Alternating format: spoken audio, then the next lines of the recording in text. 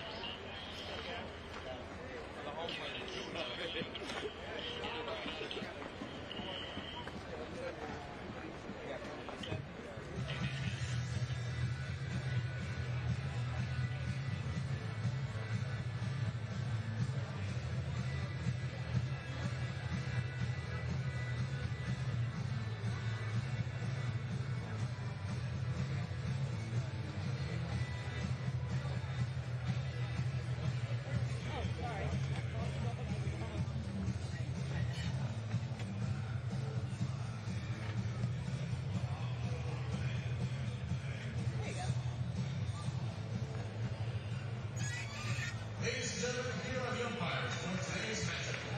Our home plate umpire today is Chandler Durham. At first base, Hank Himmelman. Second base umpire, Jason Bradley. And our third base umpire is Christopher Tipton.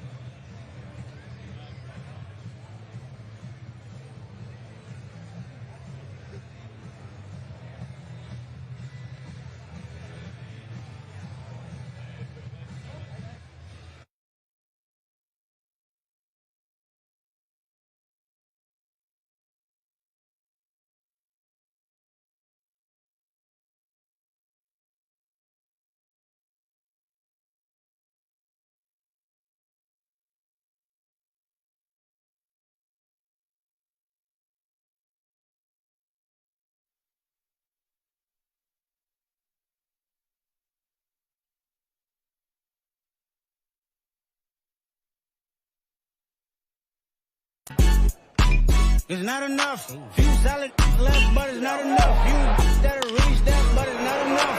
Yeah, you bigger than myself, but it's not enough. I get on it. Yeah, somebody gotta do it. I'm in. Yeah, somebody gotta do it. I take a G pass. Watch him do it. We survived outside, all from the music. It's not enough. Few solid left, but it's not enough. You that'll reach that, but it's not enough. Say you bigger than myself, but it's not enough.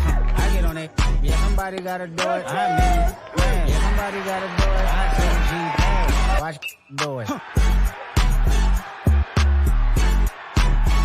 Yeah, I did that. Hey, what's up, though?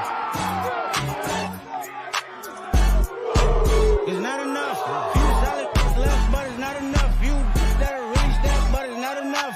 Say you bigger than myself, but it's not enough.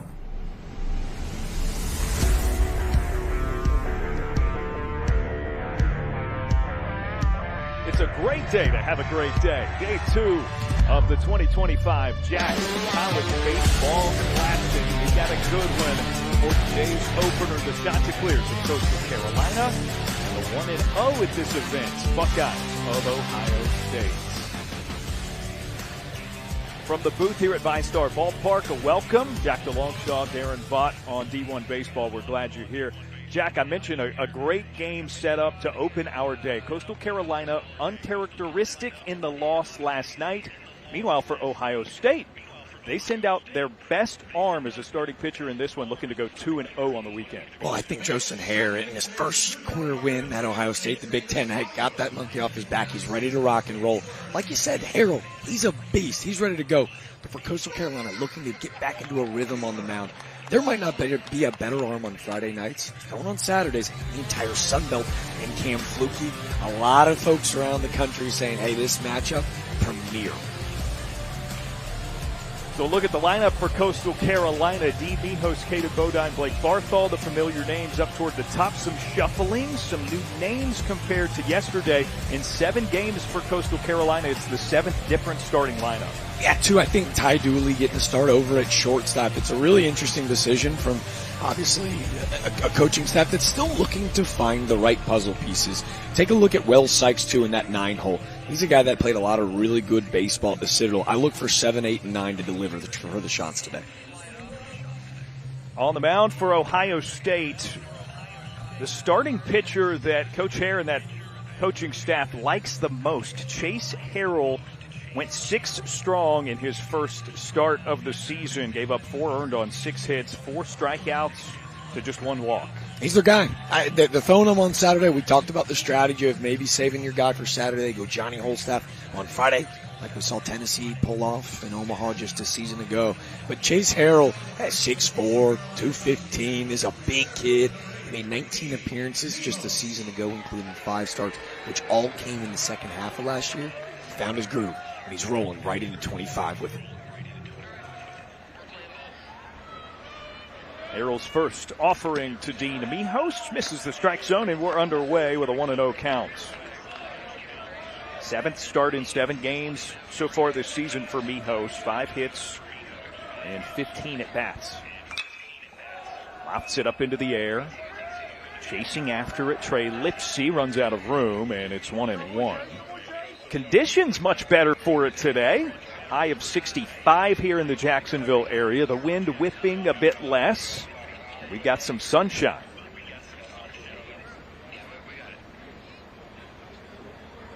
Beautiful day for it, Aaron. I'll tell you what, I think those Columbus fans who we saw already tailgating out in that parking lot in right field are enjoying the heck out of it.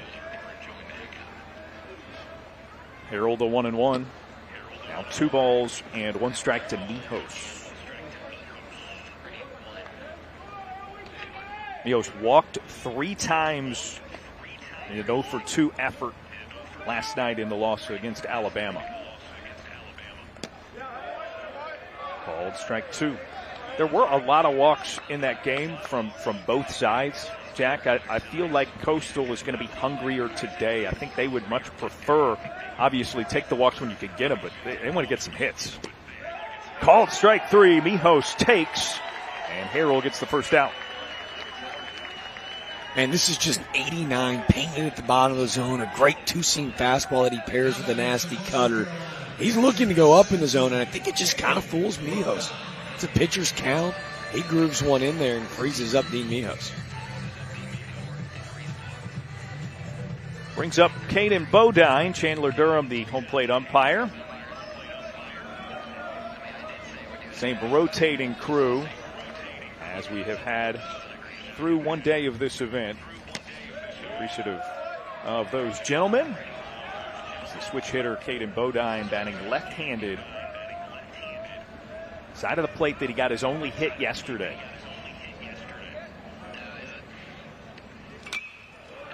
Foul back and a quick 0-2. First off-speed pitch we've seen from Chase Harrell. Opening the contest with just 6 straight darted up heaters. Coach Hare said he's not going to wow you with the numbers. When you get an uptick in velocity, he's going to be an incredible pro, but this dude's pitchability is off the charts. Harrell with 2 strikes. Lofted up into the air, center field. Reggie Bussey barely had to move, and there's 2 down. And this is, when you talk about pitching at the next level, it's a myth that you have to throw 90 miles per hour, right? Every fastball thrown so far from Chase Harrell, right there at 89 miles per hour. But what does he do so well? Man, he's in and out of the zone, inner third, outer third, darting up hitters, and a really talented hitter like Caden Bodine. Right? An inside fastball, he just can't pull his hands through. And they secure out number 2. Outside of the zone for Blake Barthol, who is expected to have a huge year for Coastal Carolina. It's been strugglesome in the early going. Adding just 118, only 2 hits on the year, waves through and makes it 1-1. seeing these guys during batting practice today. This is a light, loose group, really talented veteran player. It feels like he's got a lot of expectations at the heart of his lineup.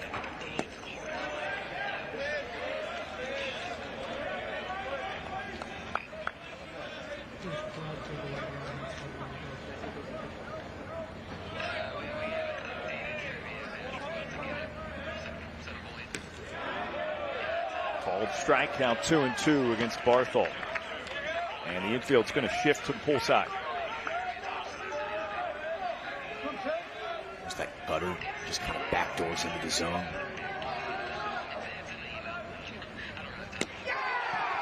Swing and a miss. Big first frame for Harrell as he gets 2 strikeouts, a 3-up, 3-down side for Coastal Carolina. And up come the Buckeyes when we return.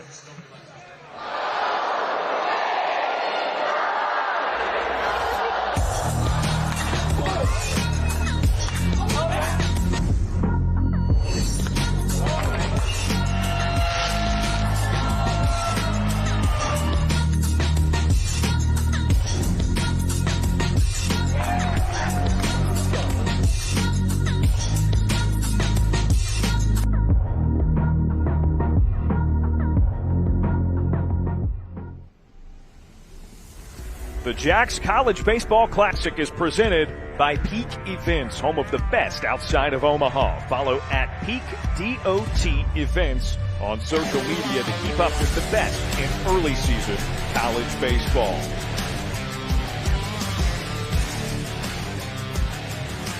Ohio State to the plate with Matthew Gravelin leading off. Tyler Petterini and Mark Stevens also due up this frame. Lee Ellis, second baseman, hitting 5th, a big home run for the Buckeyes in their victory yesterday. Nate broke, don't fix it. At like the top of the lineup, Mark Stevens, a junior college transfer, helped provide a lot of consistency behind the returners in Petterini and Lipsy. But you're right, Hancock transfer, Lee Ellis, that monster 2-run hoper, break the game open for the Buckeyes. I think that we really enjoyed watching play is with Bill Carpenter. His first career start as a Buckeye yesterday with 3 really quality at-bats. I'll give you another. Nick Jamarusti, all effort in left field defensively. And here's a look at Cameron Fluke, the starting right-hander for Coastal Carolina. You mentioned that he's kind of their ace, even though he's the Saturday guy. Looked great in his first start of the season. As a matter of fact, it's a small sample size, 1 start. But as of right now, Jack, he leads the country in both fastball strike percentage and fastball zone percentage. So he's going to fill it up, but he's daring you to hit it, and so far, not many people have. Well, the stuff is nasty. Let's be very quite clear. Got the broadcast 3 of his starts just a season ago in his freshman year campaign. Man, this is electric fastball, right? But fairly on brand of what we saw last night. Can he live in and out of the zone? Cullen McKay with obviously the 14 strikeouts on the season, but in and out of the zone, not very consistent, and it kind of bled into that bullpen appearance yesterday. And Cam Fluke, go boys, hop on the back. I'll take us back to the promised land. This seems like the guy to be able to beat.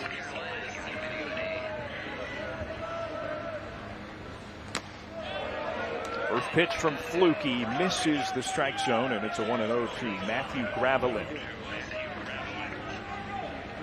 4 of 18 on the year. Gravelin's driven in 4. Leaves after it. Can't connect, 1-1. And you can tell, I mean, a defensive swing right on a 1-0 fastball. That's the life that Cam Fluke has on that big 2-seam hitter. It's a true swing and miss to make it 1 ball, 2 strikes.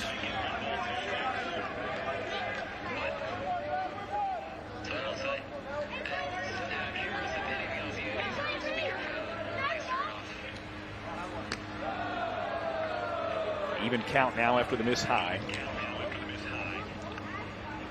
Fluke, he'll touch 96 today, but you'll see him sit 91 to 93. He's got 95 already a couple of times. A little juiced up, the 2-2. Got a swing and a miss. Might we have a big-time starting pitcher matchup unfolding here? Well, I can tell you how nasty the 2-seam heater is, but look how defensive these swings are. Matthew Gravelin can hit a heater But with that onside run, I mean, you're looking at about 2 inches of depth coming into the hands of a righty, man. Not only is the velo a problem, but the movement of Cam Flukie early playing big time. First offering to Tyler Petterini, fouled away. Jack, those are swings that you typically see with like breaking balls, right? Because you commit and then it changes up in its direction. And you're looking at 6'4", 215, so his ability to get down the hill as a hitter, man, you're not seeing that baseball, but maybe a tenth of a second later than you often would. Over the middle of the infield, and Tyler Petterini gets the first base knock of the day here at the Jacks Classic. This guy doesn't really seem to care what anybody's throwing this season in years past. That Petterini off to a blistering start, 467 heading into this contest. He's just going to get this fastball at the top of his zone. 96 on the way in, swing on the way out, man. What a beautiful piece of hitting from Tyler Petterini. 8th hit of the season for Petterini. And Mark Stevens, the shortstop, the next batter for the Buckeyes. There goes the runner. Petterini trying to steal second. The throw from Bodine is on a dime. Man, if we can go back and get another look at it, Darren, Tyler Petterini gets a fantastic jump. He's in a vault. 1, 2, vault, go. It's almost like the old school UCLA method. If he can get 2 vaults before Flukie delivers, he takes off. Look at this jump. Folks, this pop time is special. This young man can play professional baseball behind the dish tomorrow. Caden Bodine, that dude. Stevens a foul tip, so he's down 0-2.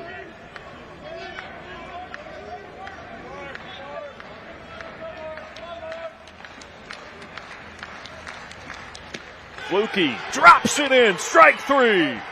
2 punch outs. Gave up the hit, but Caden Bodine, his battery mate, tossed him out. It's 3 up, 3 down, essentially. We move to the second with no score. No runs, 1 hit, 1 left. From the founding of Coastal Carolina University in 1954 to a first pitch thrown 20 years later, Coastal baseball was always destined for greatness. In 2016, history was made. Our lives changed forever. And with each season, greatness has persisted. All leading up to this moment, right now.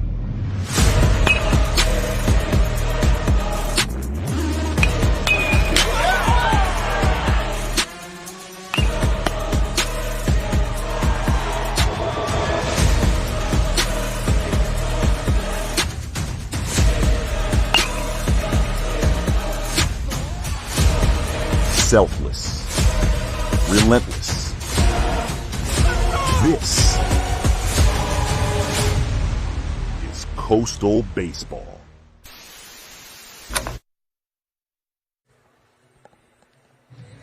The Jacks College Baseball Classic is brought to you by D1Baseball.com. No one covers college baseball like D1 Baseball, covering every game from coast to coast. D1 Baseball is the resource no college baseball fan can be without.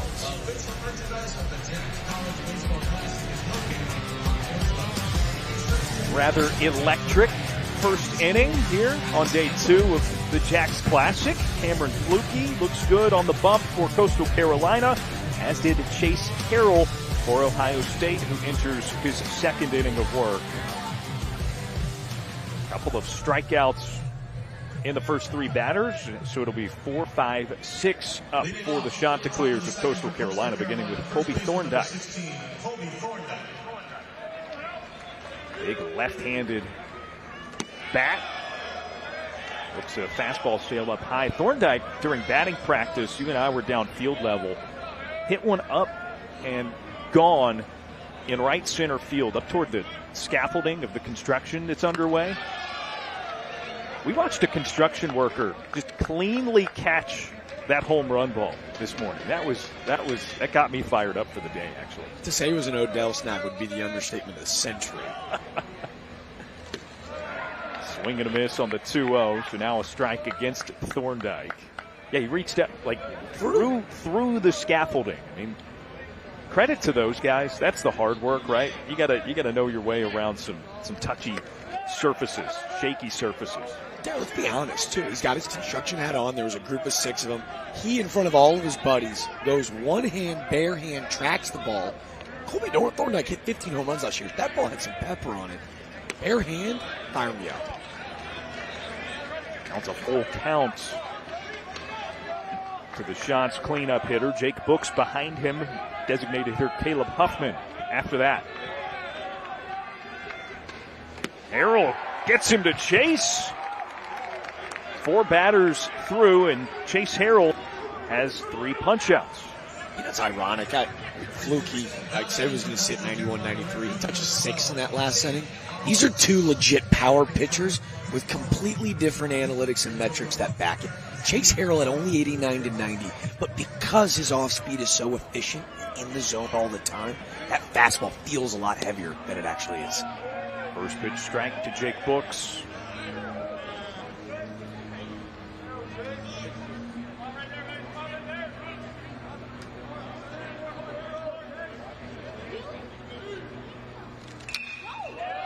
Skyward, left field.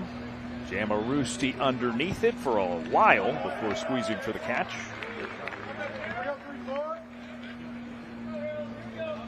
Wind not as much of a factor as it was yesterday. Gorgeous day here in Duval County. As you saw Jamarusti all over the field. It felt like he was making a play every other pitch in yesterday's win. Jamarusti did a great job battling Mother Nature. Here's Caleb Huffman, pinch hit in that DH spot midway through yesterday's game. Went 1 for 2, an RBI infield single. Remember, he ran out that near spectacular play made on a ground ball to shortstop by Alabama's Justin LeBron.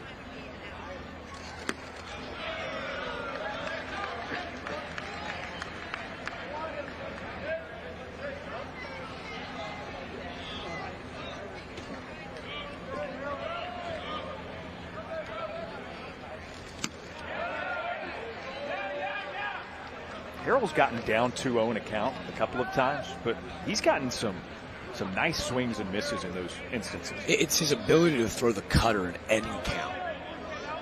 Now at 2-1. There it is again.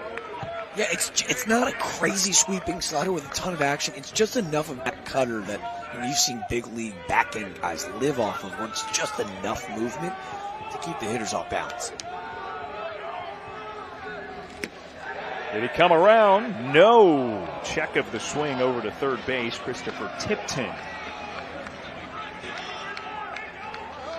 says extend the plate appearance. Full count with 2 away, nobody on.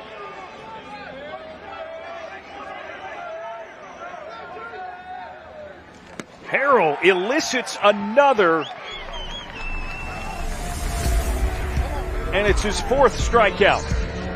6 up, 6 down for the Chanticleers. Hi, I'm Bob, or Breakfast on a Bun. I answer to both. My brother, Bob Ranchero. Hey, he's always been the wild one. Howdy! We're actually twins. Same signature sausage, fresh egg, and melty cheese.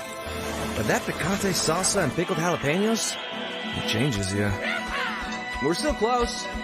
He does call me regular Bob, though, which is a little hurtful. Hi, I'm Bob. If you want to stay up to date with the Jacks College Baseball Classic all year round, be sure to follow on Facebook, Instagram, and Twitter, now X, at Jacks CBC on all social media platforms.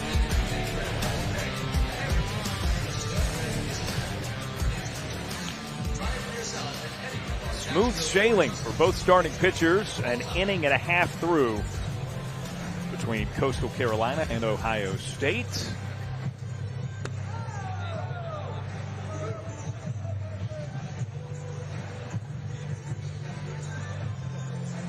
Entering the bottom of the 2nd inning here, Cam Fluky will see Trey Lipsy, Lee Ellis, and Mason Eckelman, 4, 5, 6 in the order for Ohio State. Buckeyes got their first win of the season over number 12 NC State in their first game here in Jacksonville yesterday. Stood out to me, Darren, so far through this one. You mentioned the power pitchers, but unlike some of the strikeout arms we saw last night, Chase Harrell doing it on just 27 pitches. You mentioned getting down 2-0, but he's not wasting any time. He's living fastball cutters, going right at hitters. They've been fearless, just like this guy, Cam Fluke.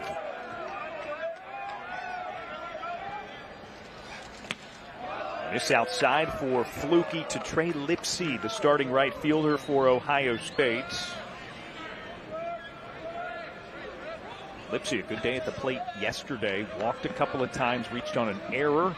Only got out once, and a solo home run late that padded a run onto Ohio State's lead as they eventually closed it out over the Wolfpack.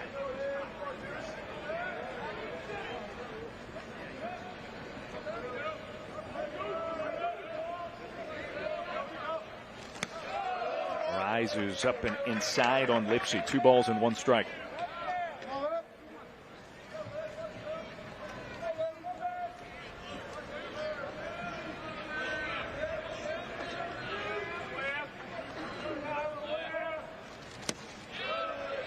Flukie spins it for a strike 2. Love the 2-1 sliders. Saw Lipsy's power yesterday. Scored 3 times for Ohio State in the middle of that lineup. Respect going to the 2-1 breaking ball. Close take. Lipsy forces a full count.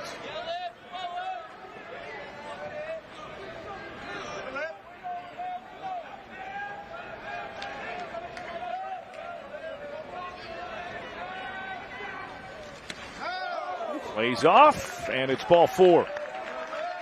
Tough plate appearance and a leadoff walk for Lipsy. That's a big league at bat there, right? Hey, 96 in on the hands, trying to time up after Deacon with the 2-1 breaking ball to even the count. Lipsy's approach, and we talked about the rarity of being a young man that spent all 4 seasons at the same school, man. Just gotten better year in and year out, has really bought in the first season of Justin Hare's tenure at Ohio State. And now with a runner on and no outs, here is the former Gamecock 2-run home run yesterday in the 5th for Lee Ellis. It felt like a big momentum swing for the Buckeyes.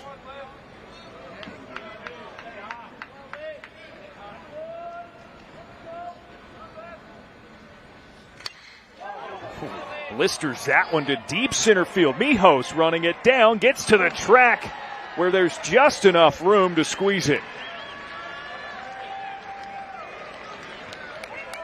Sheesh. These balls, these bats, you cannot go there. But let me tell you, this ball's absolutely tagged. Look how quiet the hands are from Lee Ellis. This is 96 coming in, over 100 plus on the way out from Lee Ellis. But Dean Mijos, eyes stay on the prize, goes to track that baseball. It's the first step. Any really good center fielder will tell you, in order to track that baseball, it's all about that first step. Mijos drops the hips, goes and runs it down right up against the wall. First pitch, a breaking ball against Mason Eckelman.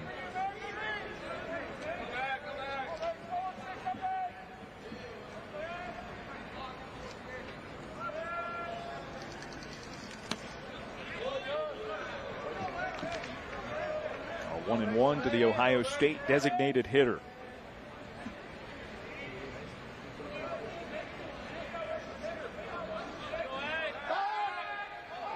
Uh-oh. Throw gets away. Lipsy in at second. So now a Buckeye base runner in scoring position. This is the frustration of having to play a Justin Hare-led team, right? Like, you're constantly on the edge of your seat, getting ready and expecting them from to take off and run. Lipsy, who's 2 for 2 in stolen base attempts already this year, draws the air throw.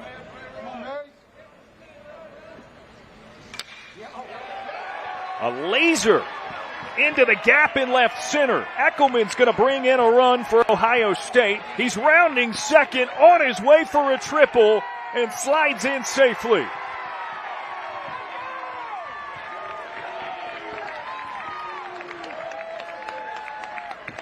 Boogity boogity boys, let's go racing. This was the slept-on catcher Coach Hare told us. Man, he just goes ambush hunting. Shoots it out in the left center field, man. How about the approach? Look at that bottom half. Stay so quiet on that swing.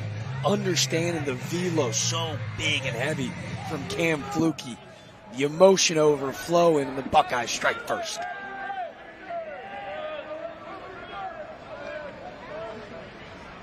Eckelman tattooed that thing, 107 miles per hour off the bat. They're pretty good. That'll play. In most ballparks. But again, when you've got a guy on the mound that's providing the power for you, the swing just becomes simplistic.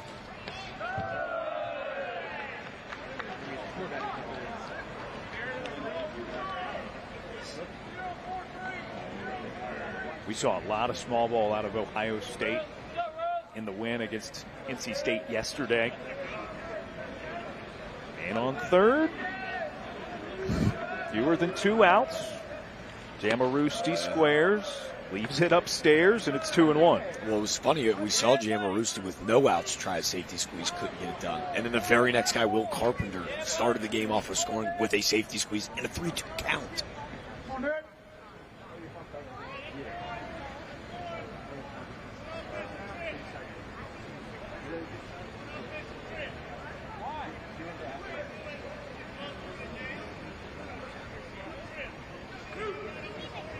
They're calling this the coach's trip. Little delay in the action as Jamarusti lost his Evo Shield elbow guard. Okay, yeah, that makes sense. Yeah. At first I thought, and the scorekeeper, according to the video board out in left field, thought the same as well. I thought it was going to be a clock violation and a bunt down. Really nice play. Flukie, the glove flip to Bodine. They apply the tag and prevent the run from scoring. Well, because it's a safety squeeze, right? He's waiting to see the baseball down as Eckelman. And at 6'4", 215, Cam Flukie, he's not just a big arm. He's an athlete. That's amazing. Look at the big fella defensive position. And if you're Jamarusti, you want to make the pitcher kind of invert off his line, like he's already finishing through the catcher. You want to be able to push that thing up the first baseline, pull it down the third baseline. Instead, Flukie's able to come run right through it. An easy little shovel pass. Cut off the runner. 2 outs. Runner Jamarusti takes off. Bodine again. The throw just behind the sliding runner. So it's a stolen base for the Buckeyes, and again a runner in scoring position.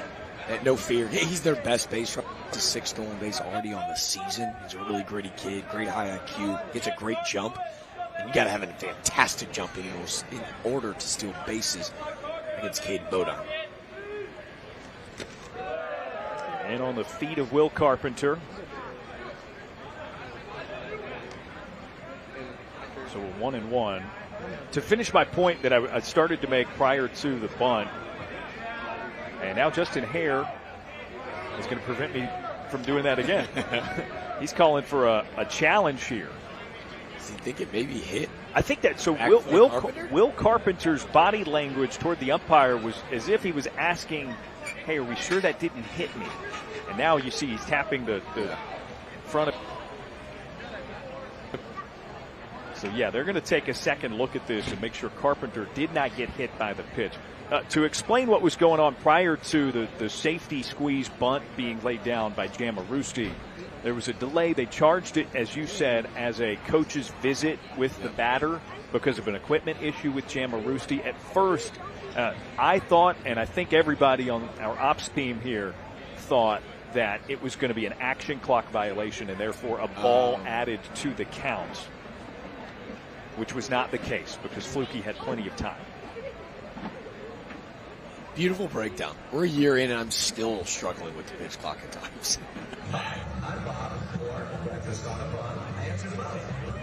Given what the umpires have at their disposal, I don't know how confirmable or disputable, indisputable they're going to be able to make this call. Call confirmed, call stands. It feels like they're not going to have enough as they delegate and take a look. Carpenter is pretty sure of himself, though, which does give Ohio State one heck of a fighting chance. Do you see it change direction? I think maybe just a slight.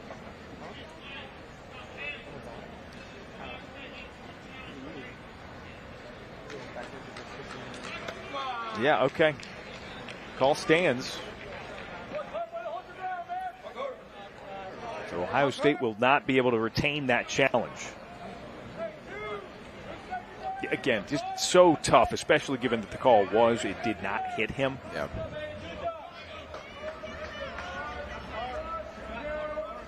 Fluky the 1-1.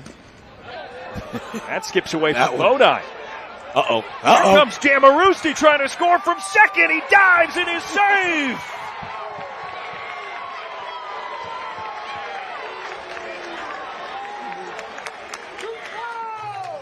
Genuine, authentic, unapologetically themselves. We watched Lee Ellis do the exact same thing. Thought that baseball hits off of the back foot of Carpenter. Jamarusti says, I sure hope not. Perfect throw from Bodine, but Jamarusti already head first sliding in. Gosh, is this team so much fun to watch play. And it's 2-0. Ohio State again 1-0 for the weekend after beating number 12 NC State yesterday.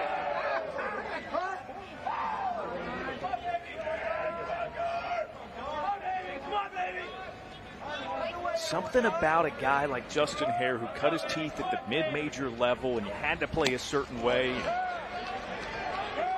Yeah, you get the Big Ten job, but he's just transferred that same philosophy to these Buckeyes. It's evident through not even 2 complete weekends. And let's make something abundantly clear as Carpenter takes his walk, right? There is a swagger and a moxie as you see him backflip on the walk. Like, Justin Hare received calls, right? People were prying to get him out of Bowie's Creek. This is a prideful guy that took a lot of pride in wearing that uniform.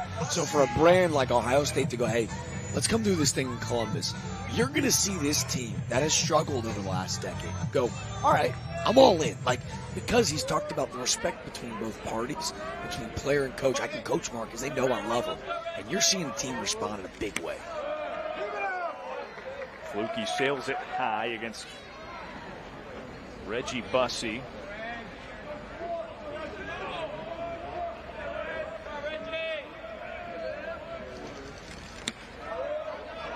That's in for a strike. Bussey hit some balls hard yesterday.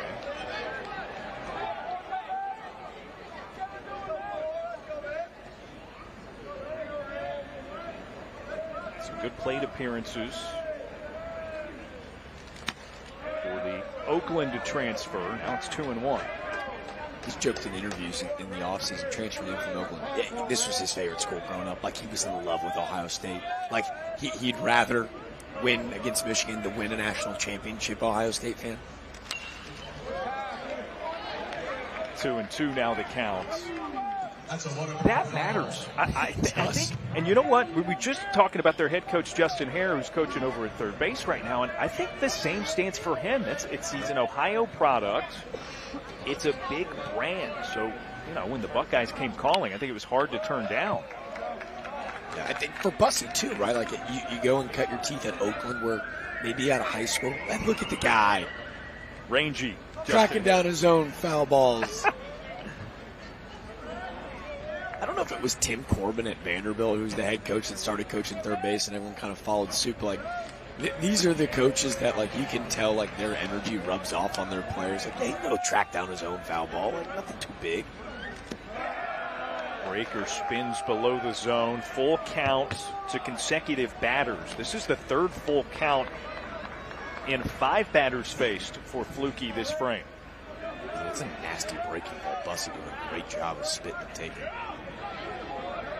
There goes the runner. Bussey takes ball 4.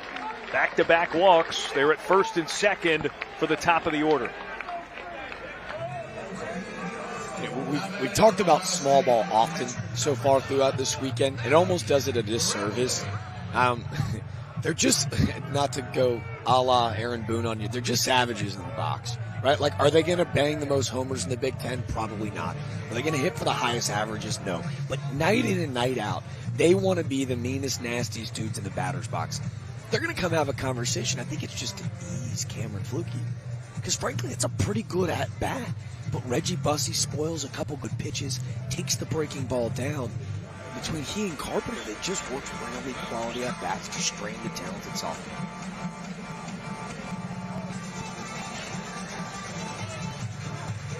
So Fluky with some trouble here after cruising through the first inning.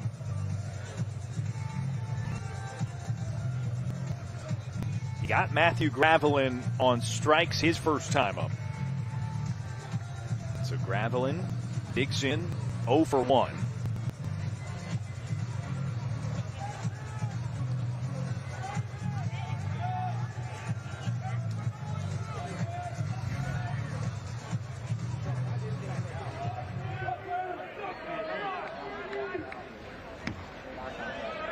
First pitch strike for Fluky.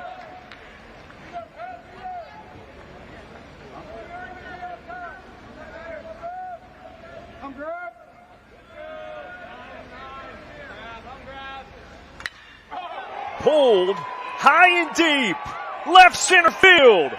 Goodbye. A 3-run shot for Matthew Gravelin, and now it's 5-0 Ohio State.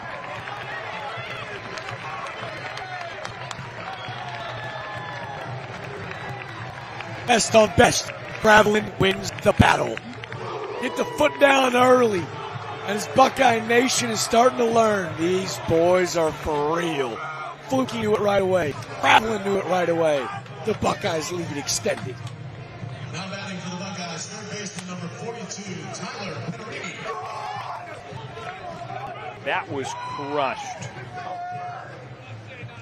More of the same for the Buckeyes, right? It started with the small ball, but you've gotten some really big swings on the RBI triple from Eckelman, and that 3-run blast from Gravelin. How fast this happened. Yeah, right. Like, Fluky, we were just talking about how he looked like elite big level top 5 rounder stuff. I mean, sitting 92, 94. The Buckeyes just wearing on him.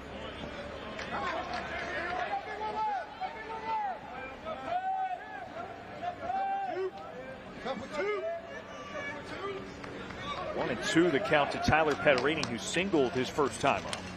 Bounce it back. Hangs in there.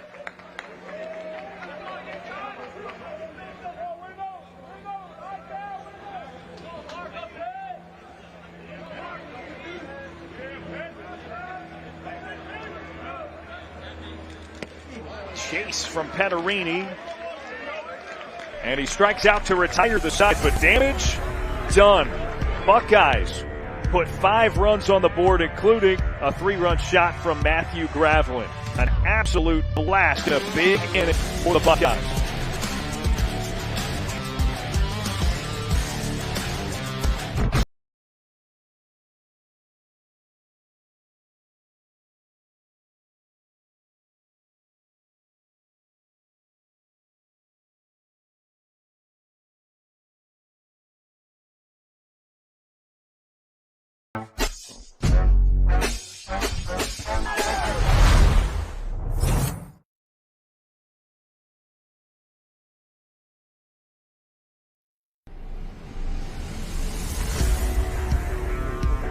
We're through 2, game 1 of day 2 at the Jacks College Baseball Classic.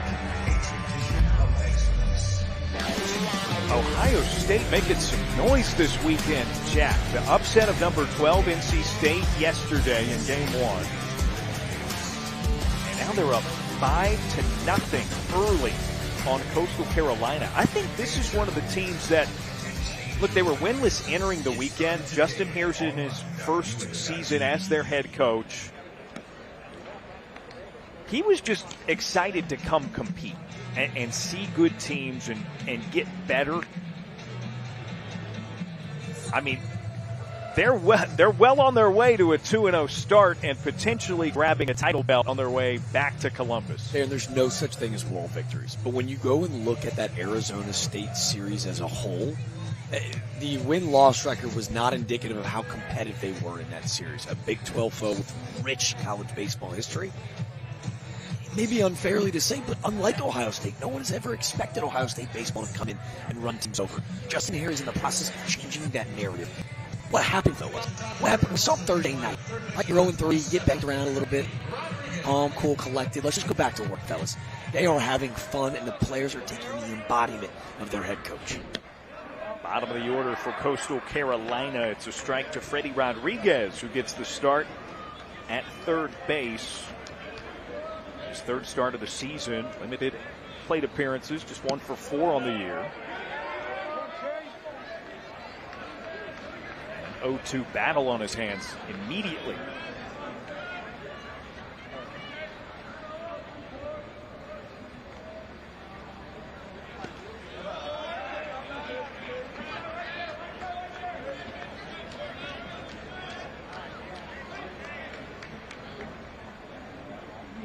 Show me slider 0-2. Lifted down the line and left. Jamarusti running for it and cannot catch up to it up onto the Tiki Terrace. Held my breath, though. If you were with us yesterday, every time Jamarusti starts running at that wall, you better brace yourself. Remember yesterday, I mean, he comes crashing, barreling into that Cinderbrook wall, flying over the fence. Almost looked like it knocked the wind out of him. 3 Buckeyes sprinting over into foul territory to get back to his feet. The culture on full display, but it kind of looked like he was going to try to do it again. He's fearless out there. Another 1-2. Takes a fearless guy to try to score from second base on a pass ball behind the dish. So whatever, not worried.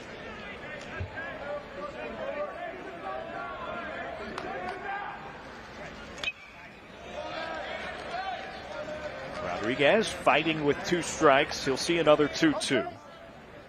Pitch number 7 of the plate appearance coming his way.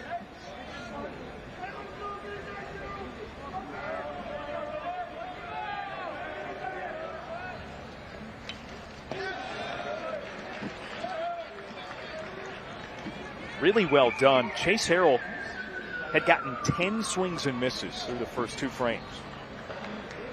86 to 88. Now we start to implement that slider a little bit more, but that cut fastball has been the difference maker. Bounces for a ball. Now a full count. Talked about winning the zero battle all weekend long. Put up a big crooked number. So important for a pitching staff to go out, throw up zeros, get the offense back on the field while they're humming. Another pulled foul. But Rodriguez has got his eye on that terrace up there. Well, the sequence is starting to become a bit predictable on the mound for Harrell, right? Like I'm going to bury you with a slider, then I'm going to come back in with a fastball. And Rodriguez, those hands are so fast. Getting the spot start with Mitchell getting a breather today. He's all over the heater. 10th pitch to Rodriguez. Popped up. Ellis makes the call from second. Now it ends up in right. And the catch made by Trey Lipsy.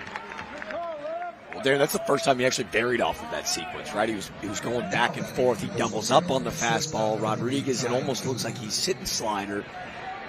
And he gets a little tied up. Lipsy does a great job coming in and calling off Ellis. And we mentioned about the pitchability for Chase Harrell. That's part of it, right? Like, you from up here had started to glean, okay, there's a bit of a pattern. He probably knew that all along, right? Just so he could deviate from it and get the out. Hook, line, and sinker.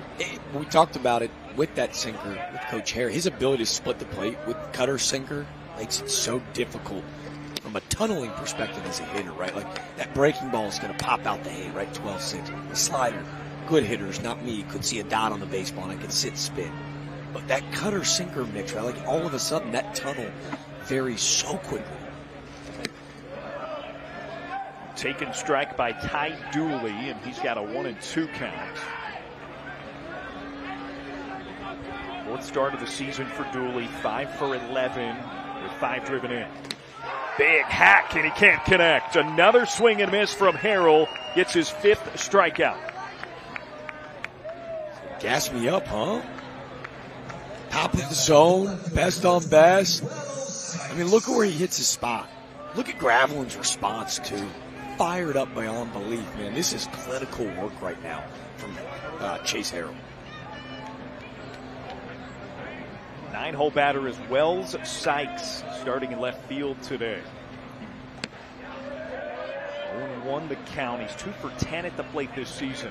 Been a lot of mixing and matching. We talked about it when we came on. This is the 7th different starting lineup in 7 games played for the Chanticleers. Sykes pokes it over to Ellis at second, and that is the 3rd away. 9 up, 9 down so far for the Chanticleers. Ohio State with a 5 spot of a lead.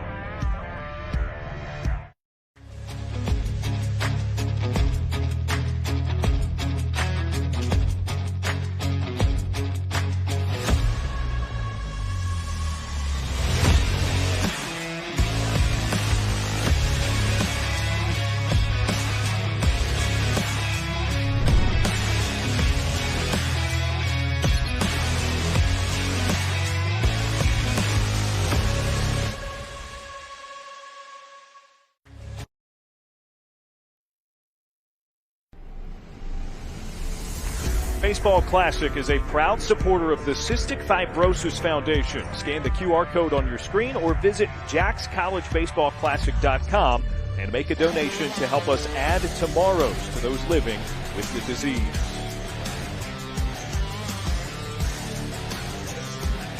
Well, players to watch who we've been watching throughout this, presented by Alabama Online. Tyler Petterini, we already saw him get a hit on a ball that was batted at close to 100 miles per hour off of the bats. Trey Lipsy and Lee Ellis home runs yesterday. Today, so far anyway, was Matthew Gravelin to provide the big lift in this 5-0 start through 2.5. I think this graphic does this squad quite the justice when you look at Petterini and Lipsy, 4-year Ohio State Buckeyes versus a youngster in Lee Ellis, the #1 player in the state of Maryland coming out of high school. He's a Gamecock guy that transfers into the Buckeyes, wants to play for Coach Hare. You know, Darren, after that big homer yesterday, there was so much excitement, and I feel like we're on the other side of the argument in the baseball world when it comes to bat flips and celebrations. But yesterday, when you see Lee Ellis hit that home run, there's no disrespect towards the guy on the mound. You have to understand the journey, right? He hits this baseball. It's the first time that he gets to go back to being the everyday starter. So much emotion after he hits that 2-run shot. I get to talk to him after the game, man. He's such a fun, loving, and goofy kid that he said, I got to channel that side of myself a little bit more playing for this staff in particular. Ellis due up 3rd in this frame. Mark Stevens leads off. Lipsy behind him.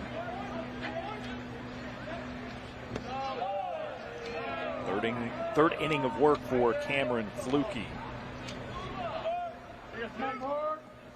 1-0 count to start. Stevens a backwards K his last time up on 3 pitches.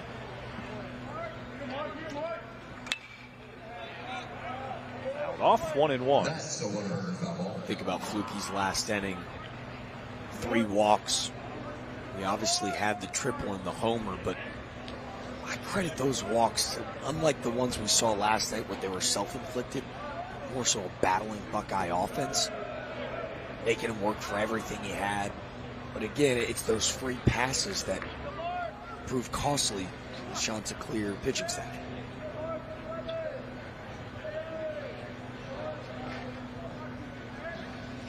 Two and one, bounced over to third base. Rodriguez, a nice glove side play. Mark Stevens can run. It's a really nice play by Rodriguez. He wants to come in and take away that second hop. Instead, he has to play it off the backside. And again, with really no momentum behind that throw, it's a really nice throw. Get a speedy runner.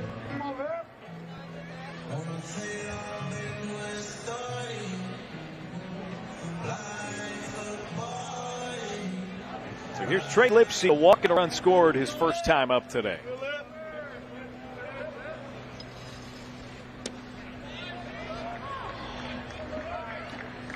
I think I'd have to confirm this with our peak events staff. I'm pretty sure the guys brought their own walk-ups to this tournament. Now, you are king of the walk-up, but I would agree with you. This is NBA youngboy Trey Lipsy rolling into. Kids, aka my little brothers, trying to get me hip into the world of hip-hop so I can be as cool as you when it comes to these walk-ups, Darren.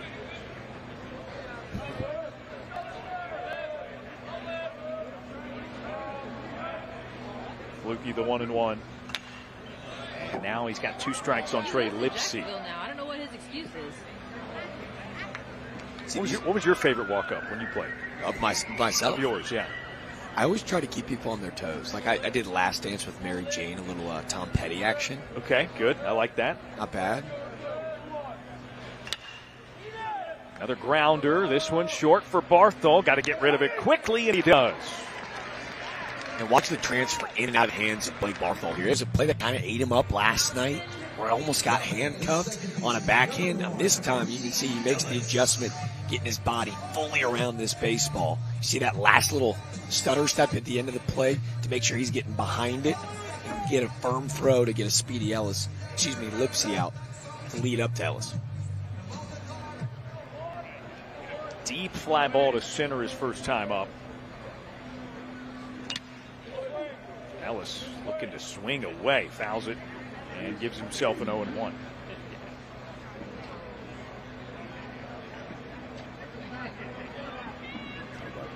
Pitch call already. He tagged that fastball in his last at-bat. Miho's made a great play to dead center field. I can't imagine that Ellis is going to see a whole lot more fastballs today, even though Cameron Fluky loves his heater. Lee Ellis has been locked in at the start of the season. Deepest part of the yard to fly out to for Ellis. A great play by Mijos in center. And now Ellis chases upstairs, 0-2. Fluky's going, Jack, be quiet down there. Do you know how good this heater is? I just got to locate it a little bit better.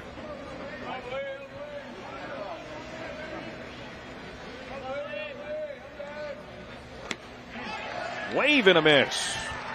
Fluky gets a 3-up, 3-down side. Still a 5-0 game, though, through 3. Ohio State up. Hi, I'm Bob, or Breakfast on a Bun. I answer to both. My brother, Bob Ranchero. Hey, he's always been the wild one. Howdy! We're actually twins. Same signature sausage, fresh egg, and melty cheese. But that picante salsa and pickled jalapenos, it changes you. We're still close.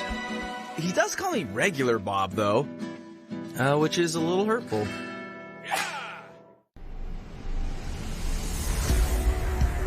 Players to watch for Coastal Carolina, brought to you by Alabama Online. Cameron Fluky, the starting pitcher, obviously important in this one. Walker Mitchell battling some injury, out of the starting lineup today for the Chanticleers.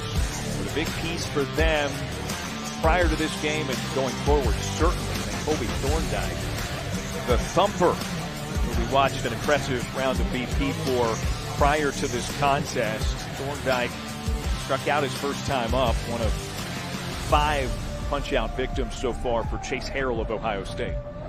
Walker Mitchell getting a breather today, but it feels like on brand at those corner and infield spots where they have had so much consistency over the last few years at those positions. That these are kind of the next guys up. Can they get productivity from Mitchell and Thorndike? Thorndike obviously has been swinging really well for the shots. Kind of hide him at the bottom of that lineup. You mentioned this is the 7th different lineup in the last 7 days. He's slated in that cleanup spot today. Be quite the luxury for Coach Schnall and company if he could find himself at home in that 4-hole. Back to the top of the order for Coastal Carolina. Dean Mijos struck out looking his first time up. Bodine and Barthol to follow. First pitch swinging, rolls it over foul.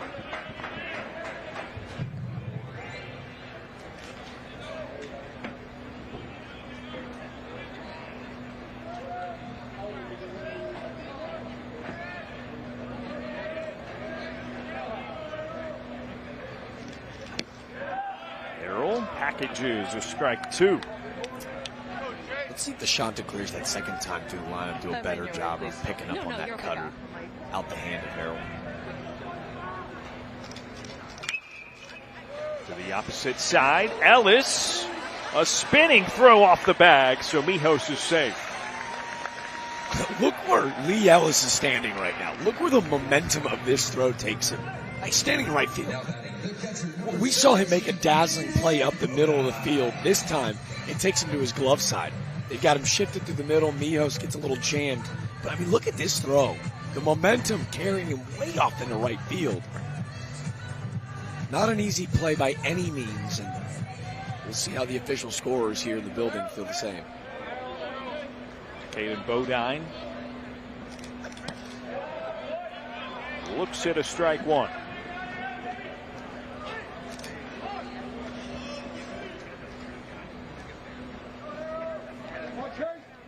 Fly ball to center field his first time up. Bounces away, but Ravelin is there. We have official ruling. It is a single to second base for Dean Mijos. I wasn't going to acknowledge it because it's way too early in the game, but first base runner for the Chanticleers. First at bat, second time through the lineup. Just for kicks and giggles. I wouldn't have been upset if they rolled it in there just to prolong the... You can say it now. It's off the table. A no-hitter. It's the third inning. It was a perfect game. Oh, right. 9 outs in. Like, you know, I'm not jumping to conclusions. Sure. Bodine again to center. Bussey has to trot behind himself again for this one. And it's another fly ball.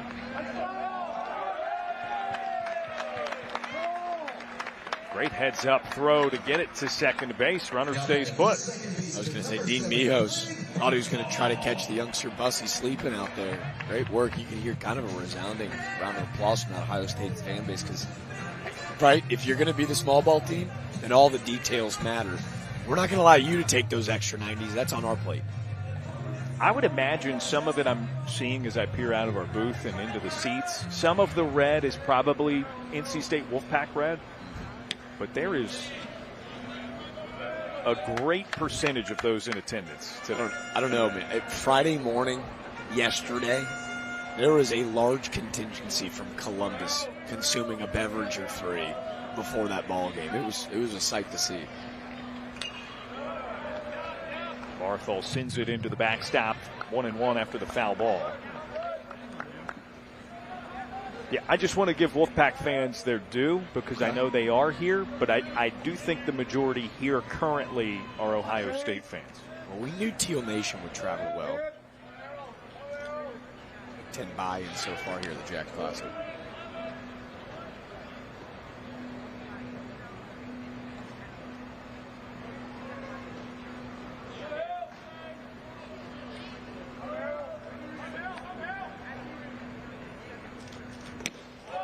Even a miss. Barthol with a 1-2. So Barthol upset with himself. He's got such great plate discipline that you could kind of tell, like, swinging out of the zone on a fastball. It just feels like he's trying to do a little bit too much.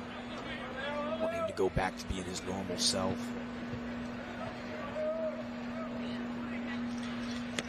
Great take. And what you mean by that is, I think with some of the big thumpers leaving this lineup in years past, like I think he internally feels like he's got to step up those power numbers when in reality, the best Blake Barthol is living gap to gap. Strike three called.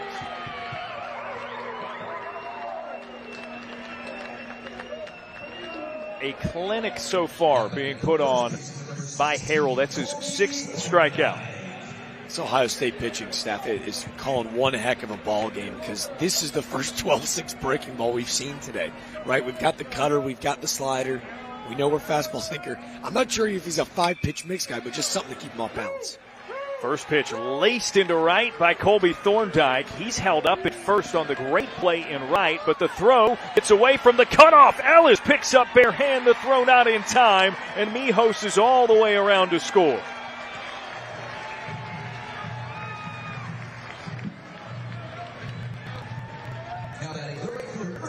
Thorndike doesn't want to see that deep bag of pitching from Chase Harrell. He ambushes the first. Cutter in, clear the hips, dumps it out into first, right field. And I'm not really sure what happened. Just a high throw from Lipsy. And Dean Mijos taking a page out of the Ohio State playbook, taking the 390. Coastal Carolina on the board as it's called strike one to Jake Books. A fly ball to left his first time up. He's 0 for 1. He's like a shrimp. Oh yeah, for jumbo shrimp and Savannah banana. Popped up and out of play. 0-2 the count to Books. Look, it's funny. We talk about what Ohio State has done this weekend because of the mid-major mentality of their new head coach, Justin Hare. The class of mid-major baseball in the collegiate ranks is Coastal Carolina. So it's in their bag, too. And a player like Mijos is a heartbeat kind of guy for that style. Talked about it before the game, Darren. At 2016, Coastal Carolina, national champions of the college baseball world, the underdogs, led the country in college baseball in home runs that year. But not so fast. They also led the country in sack bunts, too.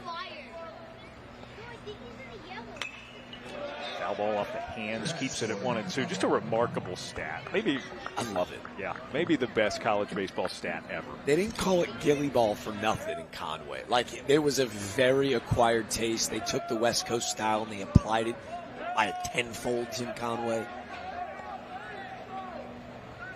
Harrell with 2 strikes. Drifts inside on Books, and it's 2-2. Check of the swing just to make sure. Books did not come around.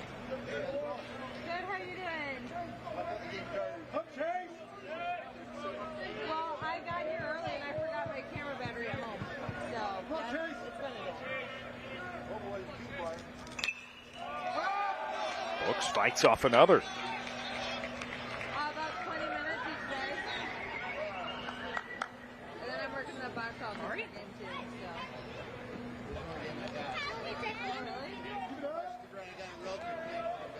What, am I? I wasn't talking. No, I haven't. I just haven't shot baseball. Another 2-2. Ripped but foul.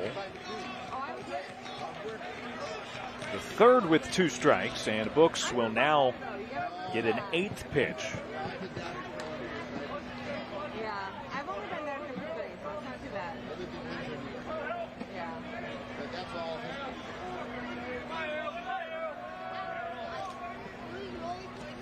In the dirt, a throw back at the runner. Ooh, Thorndike almost got caught a little over-eager. Talked about Gravelin after that big homer. I think what's so exciting about platooning these catchers, so talented, Eckelman and Gravelin with both homers, they're so good behind the plate. They'll have fresh legs with the way that they utilize them game in and game out. Full count, 2 outs. Swing and a miss. Side retired on the 7th strikeout of the day for Harrell. Ohio State still up 4 despite the Coastal run. The University of Alabama Online, where legends log in. A tradition of excellence. Choose from over 100 affordable degree and certificate programs that fit your budget and schedule. Earn the same degree as you would on campus, with the same affordable tuition rate for every state. UA Online. Advance your career and change your life. Get started today at online.ua.edu. The University. Jack's College Baseball Classic is brought to you by D1Baseball.com. No one covers college baseball like D1 Baseball, covering every game from coast to coast. D1 Baseball is the resource no college baseball fan can be without.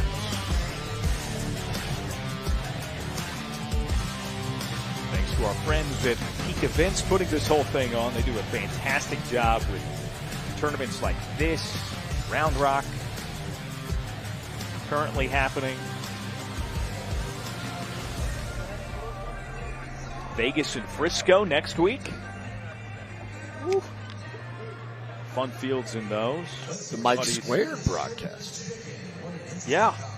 Our friends Mike Farron and Mike Rooney on the call into Vegas. That should be a fun one. I'm actually a little envious. Yeah? A little jealous, or maybe just not of them. It's not directed toward them. Just I'm not going to be there. Seems like it might be a good time. Dude, they say Jacksonville's the East Coast. Jacksonville's the Vegas of the East Coast. Everyone's saying it is. The Vegas of the Southeast. Well, one thing's for sure. If Ohio State can get a couple of wins at least, what happened here for the Buckeyes will not stay here. They're going to take that back with them to Columbus and use it for the rest of their season. Low and inside, 1-0 the count to Mason Eckelman, who is 1 for 1 with an RBI triple his first time up.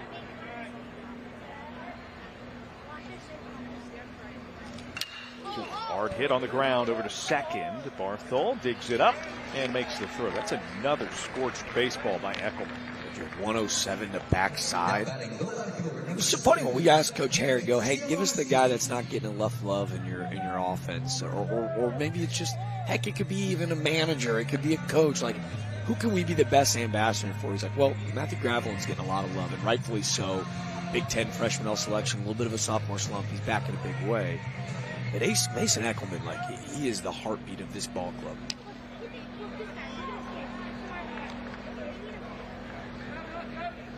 Nick Jambarusti with an 0-1 count.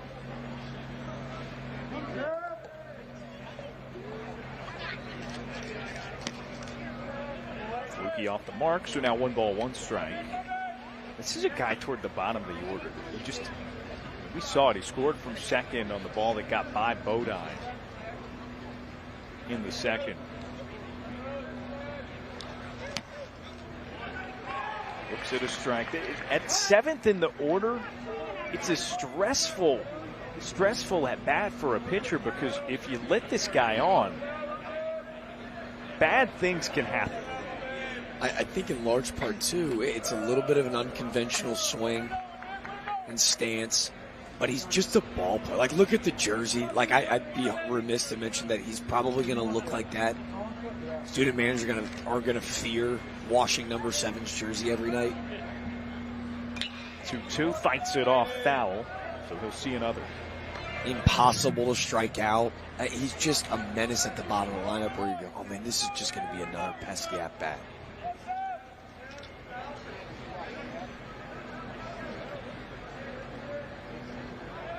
Another 2-2 from Flukie. Blooped over the middle. Barthol out from second to make the grab. It's a little up as Barthol. And this is a tough play, too, where it's kind of danged if you do, danged if you don't. Doing a good job going back, no fear. Saw Justin LeBron almost make that crazy over-the-shoulder spinning back towards us. This not as acrobatic, but job well done by Barthol. Yeah, that typically is no man's land, right? I mean, that is a hit by pitch now. And Will Carpenter takes his free bag.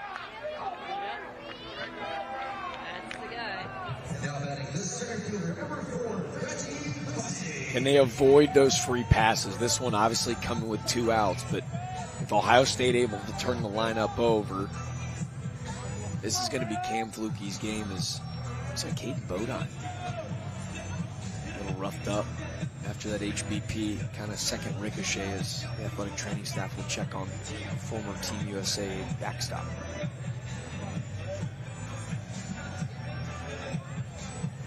Amanda Roithmeyer, the head athletic trainer for Coastal Carolina baseball.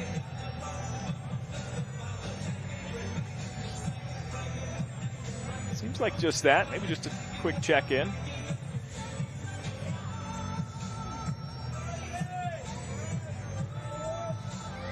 Meanwhile, speaking of walk-up songs, as we were talking earlier, Reggie Bussey here just got like an extra 45 seconds to a minute of his, and begins with a swinging miss. Sometimes you gotta be careful with that, you know? Yeah, no, I mean, right. That could be to your detriment, right? Depending on your approach with a walk-up, you can either get yourself too fired up or too laid back. Bussey ruled to have made an attempt on the bunt, and he's got 2 strikes.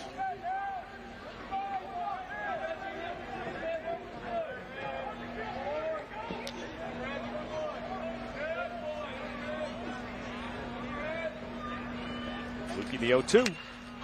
Into the air. Left field. Sykes is there. And that retires the side. A runner stranded for Ohio State, but they continue to lead it by 4 through 4 at the Jacks Classic.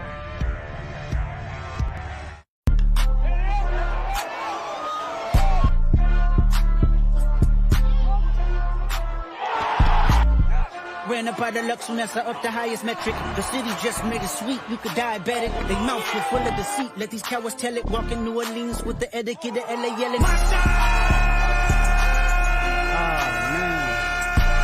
Second bad, but somebody gotta do it. Got my foot up on the gas, but somebody gotta do it.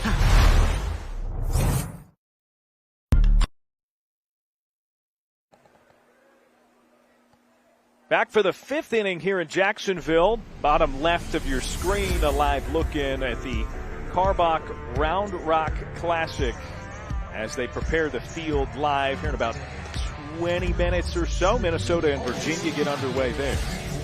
Well, this? How big league are we? A little live looking? Picture in picture? Come on. Hitting our stride or what? Week 2, day 2. Mid-season form, gentlemen. Ohio State in some kind of form, up 4. Have you donated a couple of dollars to Venmo at big events? Don't be big stigmas. Help us in. Thank you. 5-1 Buckeyes. They have made all kinds of noise. And Chase Harrell back out onto the mound. Looking at the middle of the order for Coastal Carolina in this 5th inning. Chanticleer's got their first run of the game in the last frame. It was an inning that started with an infield single, then Colby Thorndike on a single drove in the run, although it required some extra effort from the base runner Dean Mijos. This feels like an important inning for Coastal, where if they can just lengthen Chase Harrell out a bit, getting that Ohio State bullpen. I'm not even asking for a run, but starting to work some counts. Always talked about how quality at-bats were. Hey, either a barrel, a knock, find a way to get on base. But even sometimes just drawing 6 pitches or more in an AB to find a way to get in that pen, because for just 4 innings at 66 pitches, it feels like Chase Harrell has just gotten better and better as the game has gone on. 2-0 to Caleb Huffman, the designated hitter whom he struck out the first time they met. Now 3-0. Huffman, Rodriguez, Dooley, the 3 due up.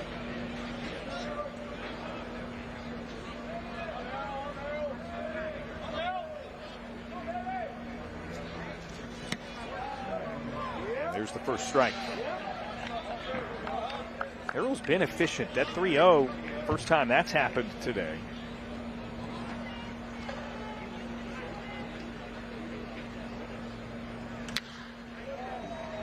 Guided to the opposite field. Jamarusti tracks it for the first out.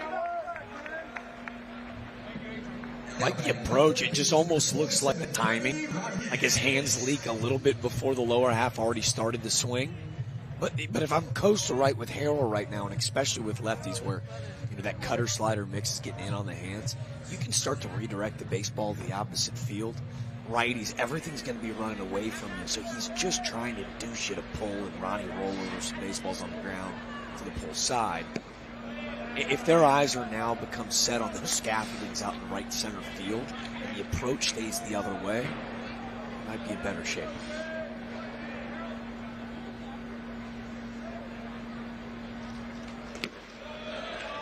Couple of takes. Freddie Rodriguez with a 2-0.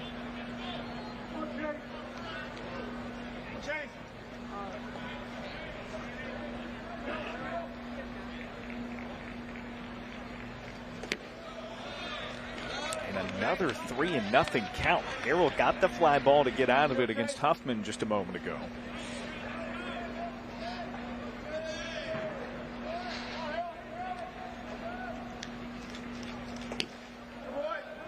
And there's strike 1. Just in the same way. Rodriguez battled for 10 pitches before flying out to right his last time up. Harrell makes it a little easier and walks the first batter of the game.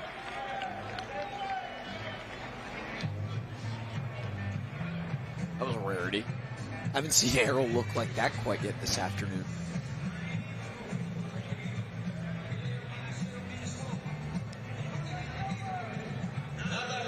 At the at-bat, you kind of dreamed of if you're Coastal, quick first out. With the pitch count now at 75 for Harrell, you're going to see some jackets starting to be taken off in that Ohio State bullpen. They'll start moving around. Pitch number 76 popped up into foul territory. Gravelin watches it out of play. How about this? Nice grab by a fan there. Come on. You see, Gravelin has to kick the mask, turn the body. Not this fan in the stands. Watch this look. Yep. Gonna protect you, boys. I got you. May have trapped it up against the chest, but I'm not gonna hold it against him. Catch is a catch. Going home with a souvenir. Swing off of the handle. Shallow left. Jamarusti comes in late and slides to make the catch. Love it. That guy's got priority over the infield, right? A shortstop's got priority over everybody in the infield. Any outfield over priority, anybody. And this especially, when you watch Jamarusti come in, this can always be such a scary play. But the communication clearly loud enough for Stevens to bail at the last moment. And look at the dude. Jersey's untucked. Eye black is smeared. Covered in dirt head to toe.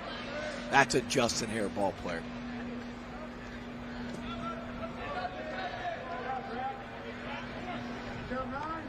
One and 0 to Wells Sykes. 2 away, runner at first for Coastal Carolina. That was pitch number 78 for Harrell. 49 of them he's thrown for strikes. By the way, a unicorn of a walk. And then just 2 pitches right back into the lead of it. The goodness gracious, thick of it. Good to see that it wasn't going to be contagious and was going to chase him. Just like, all right, everybody breathe, I'm fine. It's a foul ball, so it's 2-1 for Sykes. So he gave him a little mini golf fist pump after that 2-1 slider. He was fired up. Starting to fall behind a bit. Back in the zone with a perfectly placed 2-0 breaking ball. Lined shot toward the gap. Bussey on his horse can't grab it. It's to the wall. Extra bases for Sykes. In comes the second run of the day for Coastal Carolina. What'd we say, Darren? Got to get our eyes to the opposite side of the field and the Citadel grad transfer, Wells Sykes, who's battled injuries throughout his career to that hamstring. This is a quick twitch athlete. Cutter away. And look how snappy he is. Reggie Bussey, who's covered a ton of ground out in center field, doing his best to get there. But the shots in the bottom of that lineup that we said was going to be so crucial this afternoon delivers.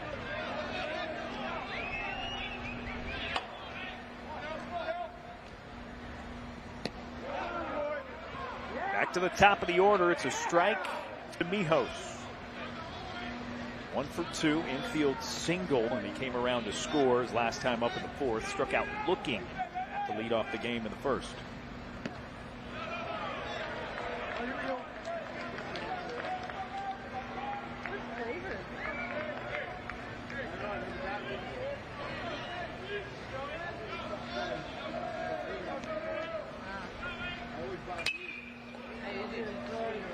In the air to right, deep right. Lipsy, shy of the track, reels it in, and it's the third out. Another run tacked on for Coastal Carolina. Now they trail by only 3 as we go to the bottom of 5th.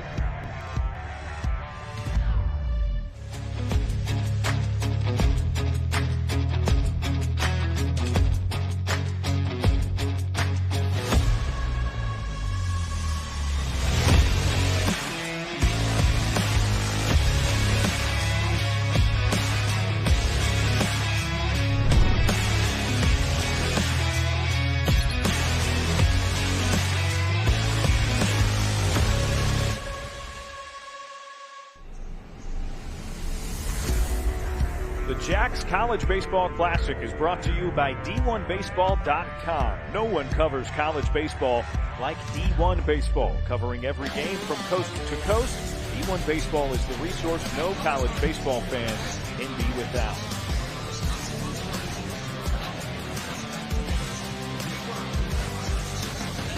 Beautiful day in Jacksonville, Florida, the Sunshine State.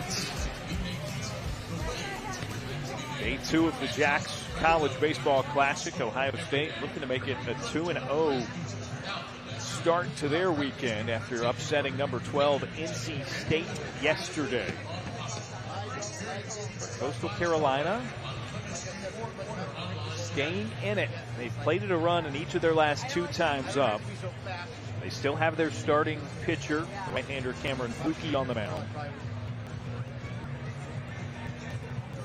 And the entire premise was to get that pen right. There were so many question marks about, well, who's he going to be after Chase Harrell? With that pitch count, no over 85, a southpaw warming, that Buckeye bullpen. I got to imagine they're going to send Harrell back out to try to go and get a clean 6th. But if Coastal Carolina can just stay within striking distance, Cam Fluke has locked it back in after that 5-run second. Give that offense a chance to get back in the fight. Fluke's going to see the top of the order for the 3rd time. And it starts with Matthew Gravelin, a 3-run home run his last time up in the 2nd.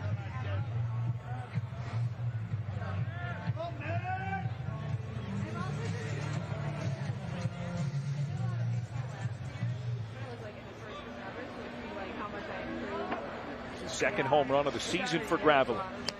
Big cut and tips it back for a quick 0-1.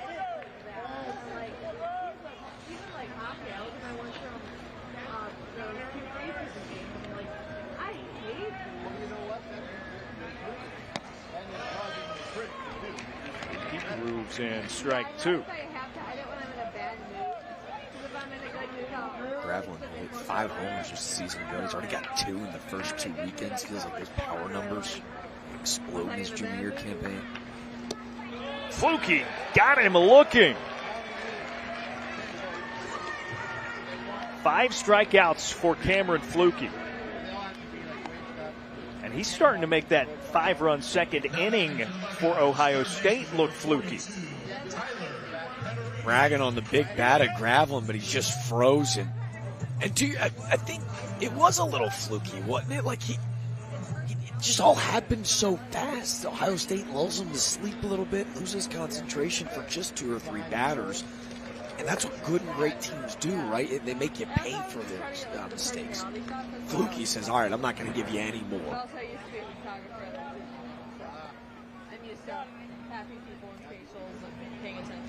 Tyler Petterini singled in the 1st, struck out in the 2nd.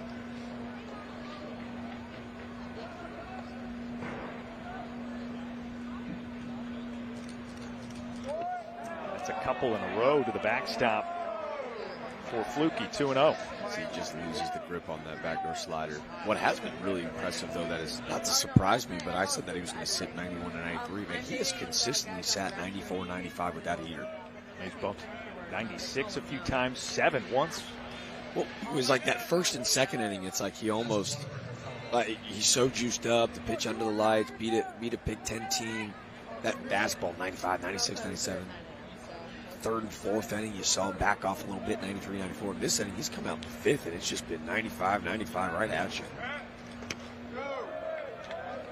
Out of the zone, Petterini takes his way to a 3-1.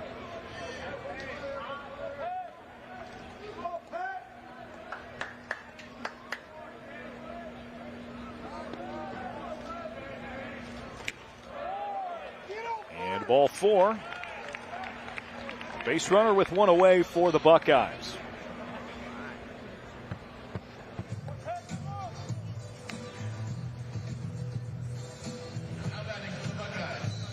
Talk about losing focus in that 2nd inning. Just a couple walks at Ohio State. More deep counts against Fluke. This one, a little bit more conventional to what we saw last night from Coastal. Let's see if he can't lock it back in. 4th walk of the game for Fluke. That's the first one that didn't occur in that 5-run second.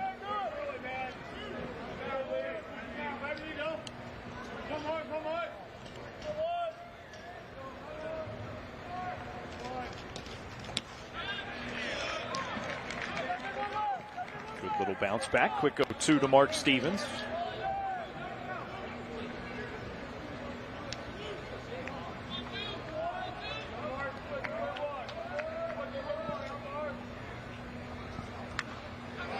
Half swing. Fluky struggles to glove it, but the bare hand and immediacy of the throw to first gets the runner.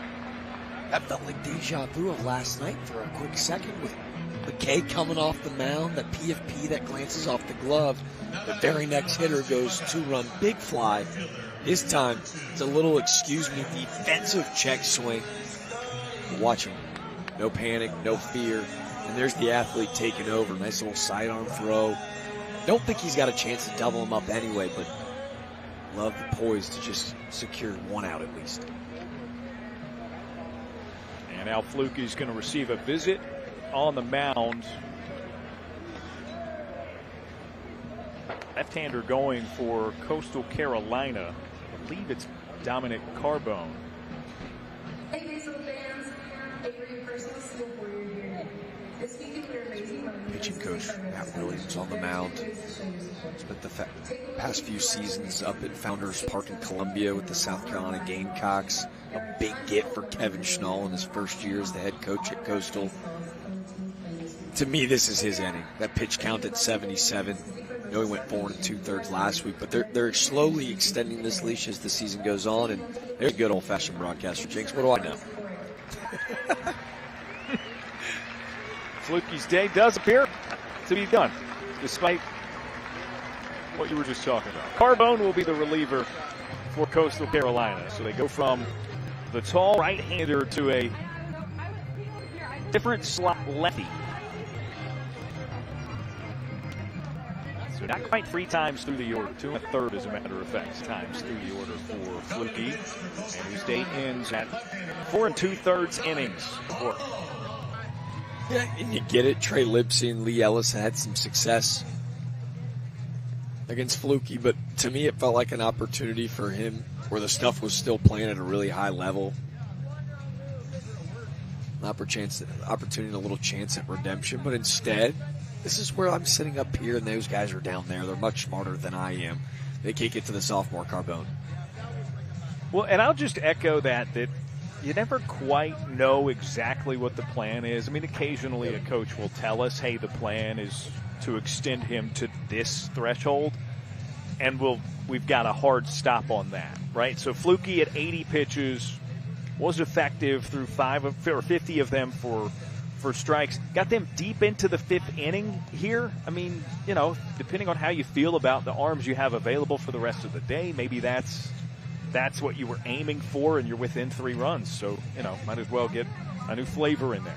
Well, this is kind of what we were talking about with the Coastal Baseball radio team right before the game. Joe Katz, who's one of the best. That was what was so impressive about Bell's performance last night. Like, you might not win the ball game, but with Bell being able to go 3 innings, scoreless baseball, it saves some arms. I don't want to say it saves the weekend, but it allows you to maybe hold on to some of your better bullpen relief arms. And a guy like Carbone, who appeared in 24 games with a 5-1 record last year, they surely expect a ton from this southpaw going into his sophomore campaign. So that Bell outing, although you don't win a game, it did keep him in the fight, but it really saves your arms going into the weekend. This will be the 3rd outing this season for Carbone. He has tossed 2 clean innings, just a hit and a walk, surrendered no runs. 6 of the outs he's recorded this year, 5 of them strikeouts. It's a tough arm action. I remember seeing him last year. He struggled with the free passes last season, but it's more so when you get a kid that's uber talented, a highly recruited high schooler that comes in right away. It's almost about like putting some constructs, some parameters around this nasty stuff. It's a funky arm action, crazy spin rate. It's about reeling it all in to this point in the season he has.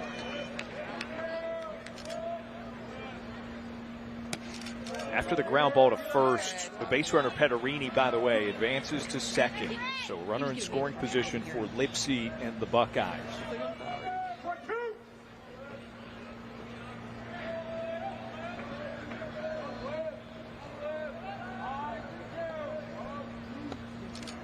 And Carbone hits the first batter he sees. Kind of see what I'm saying, right? Like, this is 91 from a high three-quarter arm saw. Like, there's a lot of movement on this fastball. Sometimes it takes kind of funky deliveries like this some time to ease into a ball game. And with that lefty-lefty where he's designed to come in and making life uncomfortable, it's a little bit too uncomfortable for Lipsy, who will gladly take the HBP. There's a level of comfort of having that protector on the elbow, though. It's somewhat expected. You're going to get bonked by one there. Lee Ellis looks at a first pitch strike, and now it's 0-1. Nasty slider at the bottom of the zone.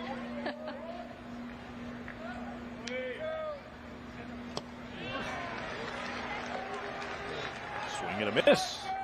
It's interesting with the lefty, you usually go big breaking ball. To Lipsky, it was fastball. To Ellis, it's a healthy dosage of back-to-back sliders. But you also noted earlier how he is hunting fastball. 0-2, runners take off. Just fouled off by Ellis. Never want to make the last out at third, but you think Justin Hare cares? He must have seen something in the tendency of Carbone on the mound, maybe not switching up his looks. Maybe it was just a one look and they take off, trying to steal a couple pair of 90s. Still 0-2, 2 away, 2 on. Runners stay put that time, but the fastball grazes the inner edge, and Ellis watches for strike 3. Couple stranded for the Buckeyes. They continue to lead by 3. This is the concert ticket, and the t-shirt you bought, and the wristband that the bouncer put on just a little too tight. This is the ride after the concert. To this place, Whataburger, where you ate these hash browns and drank this coffee with these people, your friends, and some guy named Rodney. No matter how your night starts, it should end with breakfast. Open 24/7 with breakfast served 11 p.m. to 11 a.m. Bottom left of your screen, another live look in at the Round Rock Classic. Virginia and Minnesota underway. Ooh, look at that. We even get a look at the starting lineup for the Cavaliers. Bryson Moore on the hill to face Minnesota. Virginia, the loss to number 7 Oregon State yesterday in Round Rock. I mean, they've played really stiff competition. They've taken their lumps early in this season, looking to bounce back. That one also streaming exclusively on D1 Baseball, by the way. What a loaded class out in Texas. Peak events, the best of the best. How about this? By the way, guys, I'm kind of like a golden retriever. My attention all over the place. You guys leave that up. I'll start broadcasting that game down there. I will do it. To your point, though, Darren, UVA, a little bit of a rough showing in week 1, but at this point, is anybody going to doubt Coach O'Connor? Like, at this point, they start booking their trip out to Omaha in like freaking March, right? Like they have been a walking super regional team. I think it's a part of the action, right? Like, go challenge yourself before you get into the midst of a devastating ACC slate. Virginia, by the way, the winners of this event a year ago, the Jacks Classic, and Brian O'Connor told us constantly throughout the weekend that that was the reason he likes these early season tournaments. They feel regional-like. They want to prepare for those circumstances that they aim for toward the end of the season. 2, 3, 4 in the Coastal lineup. Aiden Bodine watches a couple. It's 2-0. I want to speak out of term, too. I mentioned in the Open yesterday, but that's where Peak has done such an incredible job, like 5-star recruiting and getting teams that not only have aspirations of getting to regionals, but winning them. Little bloop down the line in right. Bodine fouls it and has a 2-1. I'm amazed by Lee Ellis almost every other inning. Off the bat, I'm watching Caden Bodine get down the line. I'm like, that ball's well fouled. And then Lee Ellis comes flying out of nowhere and almost catches this baseball. This kid's speed, man, it is. Should I go 80 grade? Do I place it? I'll leave that to the smart guys that write about it daily. Right? Bodine fouls again, 2-2. This is a pretty severe pull side shift. So not to take away from your complimenting of Ellis, but he does have a little bit of a head start as he's in shallow right as a second baseman. He's saying he started the 100-meter dash at the 50-yard line. Not quite there. Bodine, close take, and he's got a full count. He's 0 for 2. 2 fly balls, pretty well hit into center field.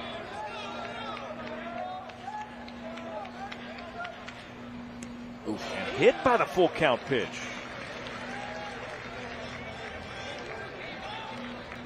Interesting to see that one get away from Harrell, now 90 pitches in.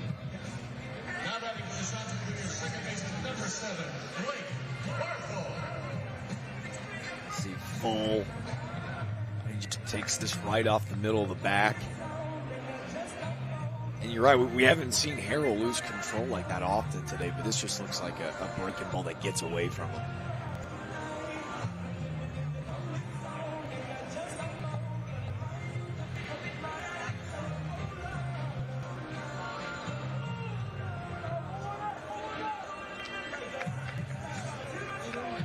Bodine, the leadoff batter, reaches safely. And now it's Blake Barthol. A couple of strikeouts in his 2 plate appearances.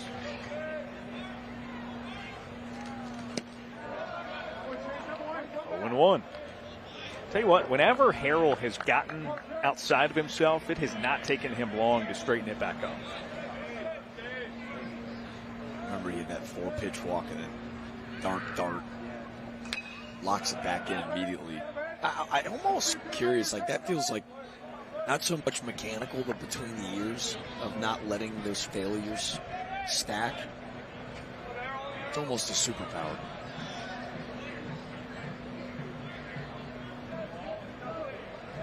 Oh, 2 after the foul ball.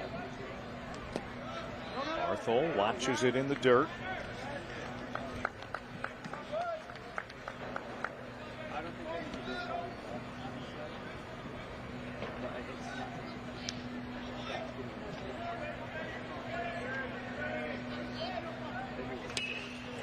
Yanked into the Chanticleer's dugout area. Looks like a camera lens might have taken it. Heads up. That's a bad day. Content creators around everybody sending up a prayer. Equipment's expensive. Chanticleer social media team's been awesome too. Swing and a miss. Third punch out of Blake Barthol today. For Chase Harrell, it's his 8th overall. Blake Barthol, 2-time National Player of the Week just a season ago. And right now, Chase Harrell is just kind of playing almost MLB The Show with him. Doesn't matter the pitch sequence right now. He's just kind of dialed in. Feels like he has his best at-bats against the best Coastal hitter. And Blake Barthol just relaps a little bit right now in the dome. That one flowed in for a called strike against Thorndike. He's only displayed that 12-6 breaking ball a few times today, but every time he does, he's thrown it for a strike. There's twice in a row. Strike 2.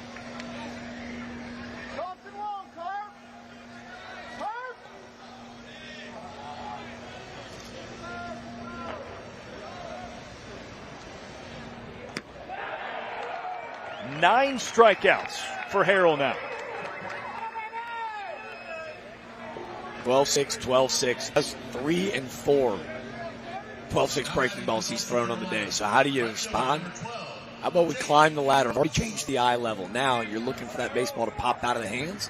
This one just going to be a rising 89 mile per hour at the top of the zone, man. He has lost no steam this afternoon. Pitch number 99 of the outing for Harrell. Couldn't quite snap it down into the zone. 1-0 to Jake Books, who's flied out and struck out.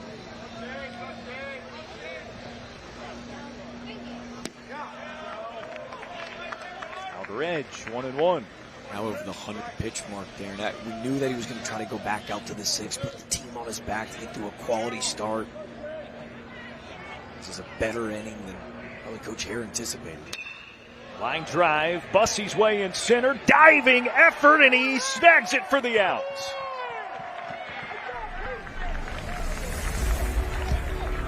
Couple of strikeouts. Some hairy contact for the Ohio State defense, but in comes Reggie Bussey to save the day and strand a run.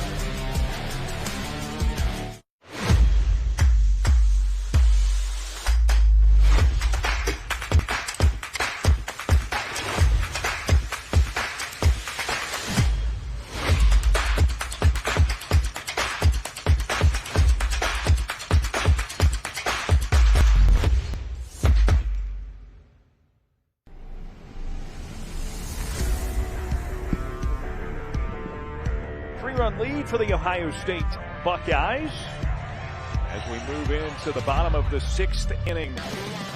Carolina trying to prevent going 0-2 on the weekend. Ohio State trying to make it 2-0 on the weekend. What's it they say, Jack, about rock and a hard place?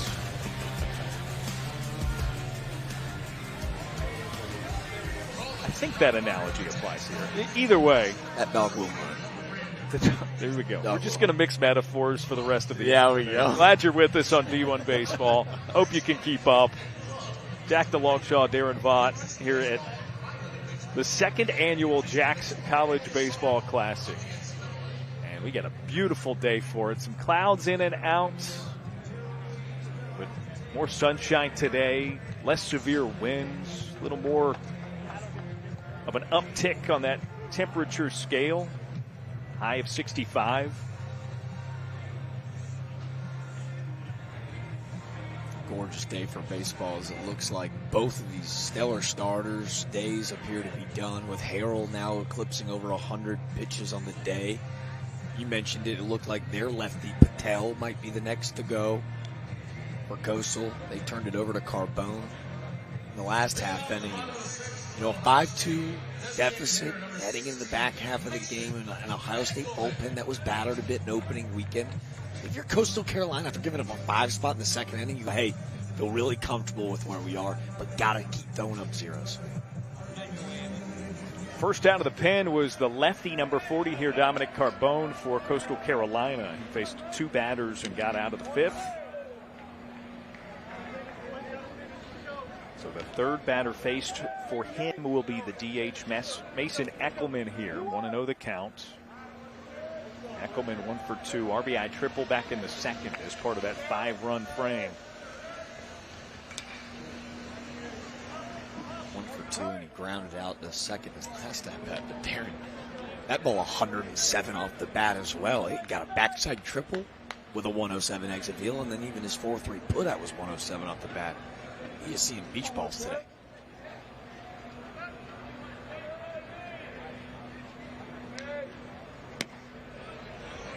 Bodine sneaks in a strike on the outer half. It's 1-2.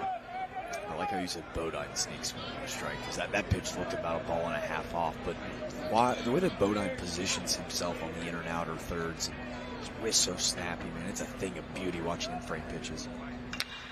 Opposite field, another hard hit ball, but Sykes is there for the out.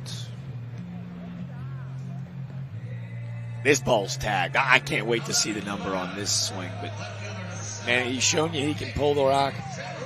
But these 2 backside swings, I'm surprised this doesn't burn a hole in the glove of Wells Sykes. It's just a fastball down. See those hands stay stacked.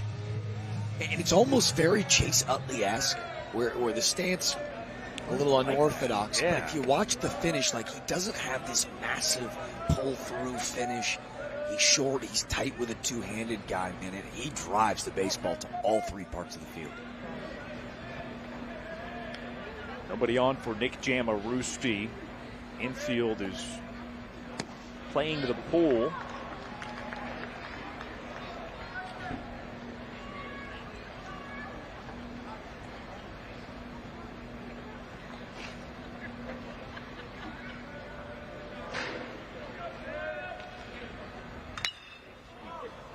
Skied up center field. Mijos makes the catch.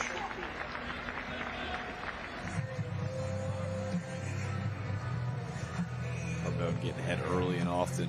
It's 98, by the way, off the bat of Eckelman. That last swing, so that really stinks. He went 107, 107, 98. Couldn't even get triple digits. Wouldn't that have been something if he had the 3 hardest hit balls of the day and was 1 for 3? Baseball, man. Will Carpenter watches it inside 1-0. He's got a walk and it was hit by a pitch more recently.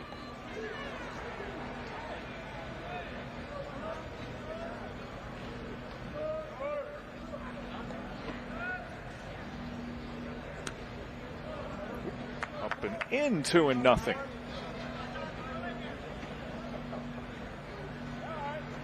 Carpenter laughing, having a conversation with Bodine. Bodine hit him with the longest shot. Like, I knew shouldn't have had that popcorn. In and out of the glove. Carbone's fastball. And a called strike.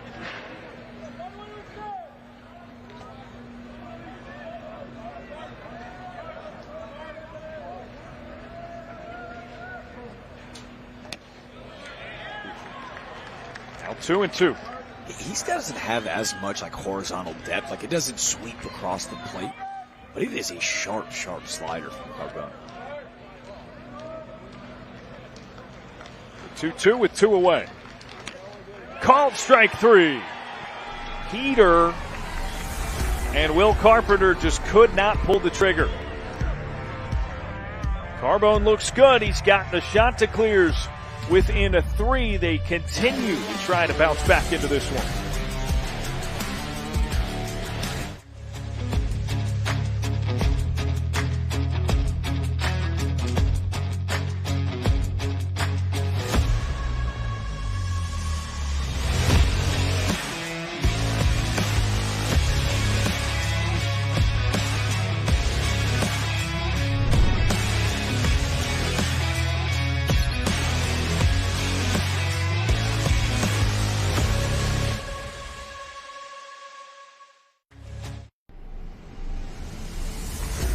Axe Classic trivia for you, presented by the Cystic Fibrosis Foundation. With Coastal Carolina winning the NCAA championship in 2016, who before them was the last non-Powerful 4 team to win a national championship? A, Wichita State, participants at this event a year ago.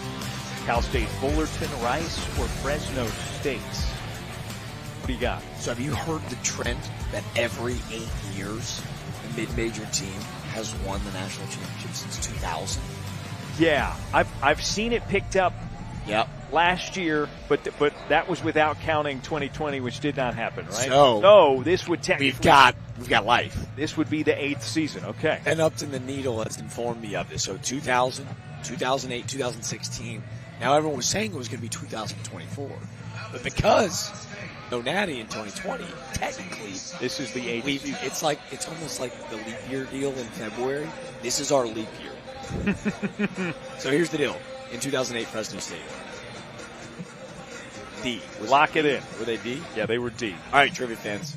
Lock it in. We'll find out if Jack was right a bit later in the program. Do you have an answer? Do you feel good about Fresno State? Yeah. Oh, okay. I knew that. I knew that one.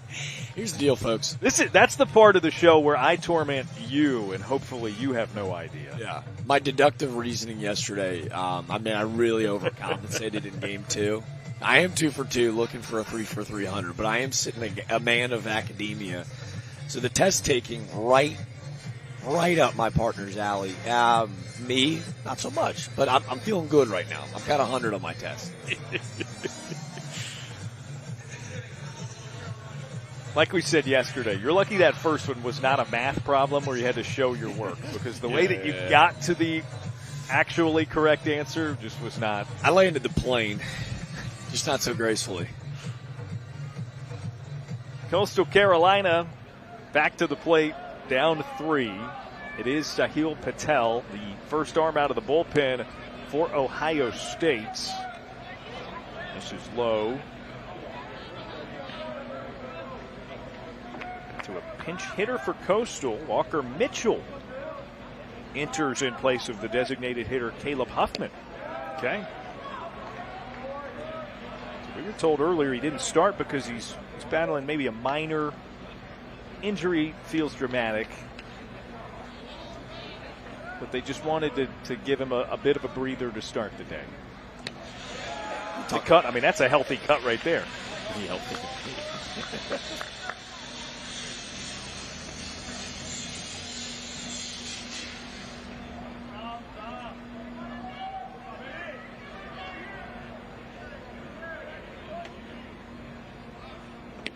Patel, breaker, in there for strike 3.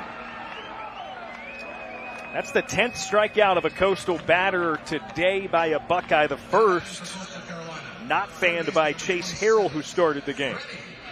Too busy playing trivia to not tell you about Patel. Coastal, see that big bender, man. He is really difficult on lefties.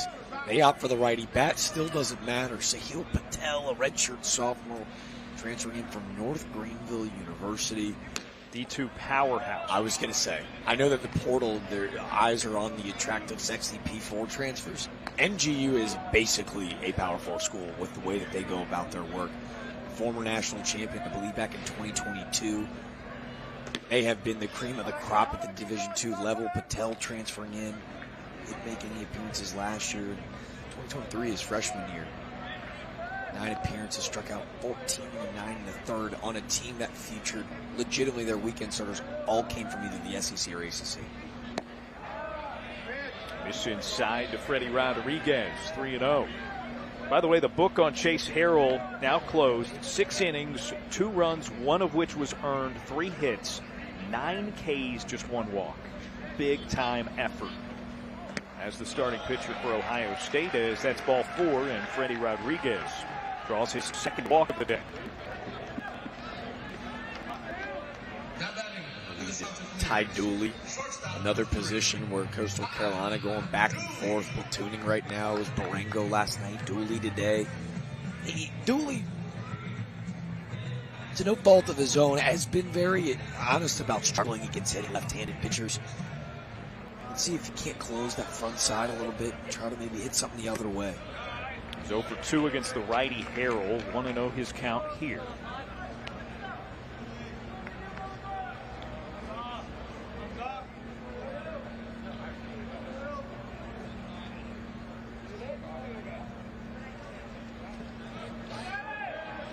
Graveline keeping it in front, racing to it to keep the runner in check.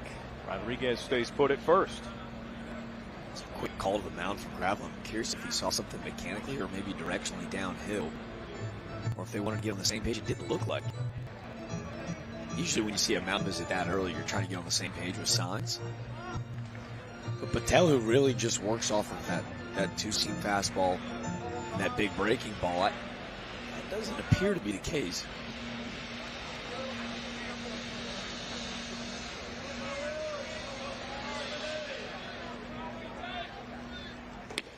Patel goes heater and gets a strike to make it 2-1.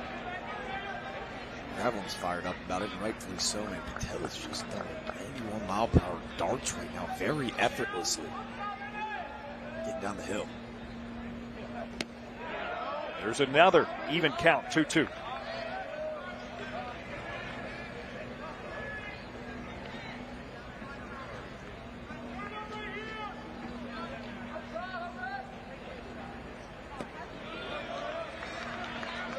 Dropped it below the zone, full count.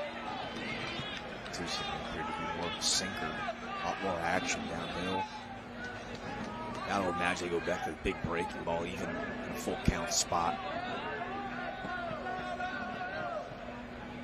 Fastball it is, opposite field. Dooley down the line, and it's fair and over the wall on a bounce.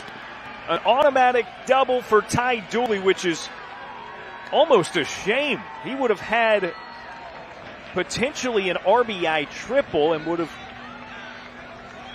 made it a 2-run game. It's a fastball away.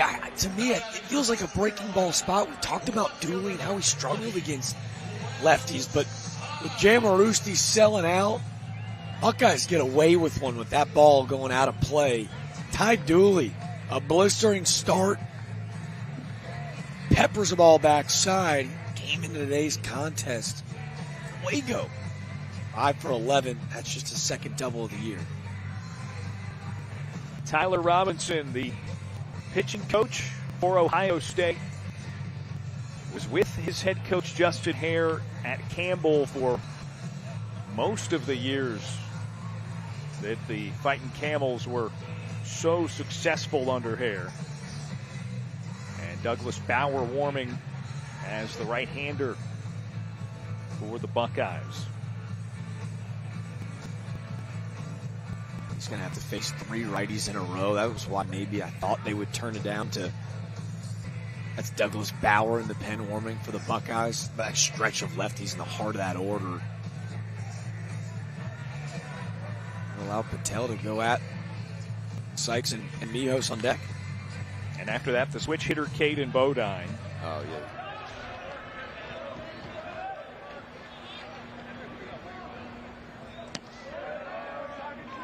Strike one called. So your point remains, because Bodine's going to hit righty against the lefty if Patel is still in. But that's an advantage to being a switch hitter is, you know, you bring Bauer in for him, maybe thinking you got an advantage. No, he'll move over to the left side. Sykes comes around.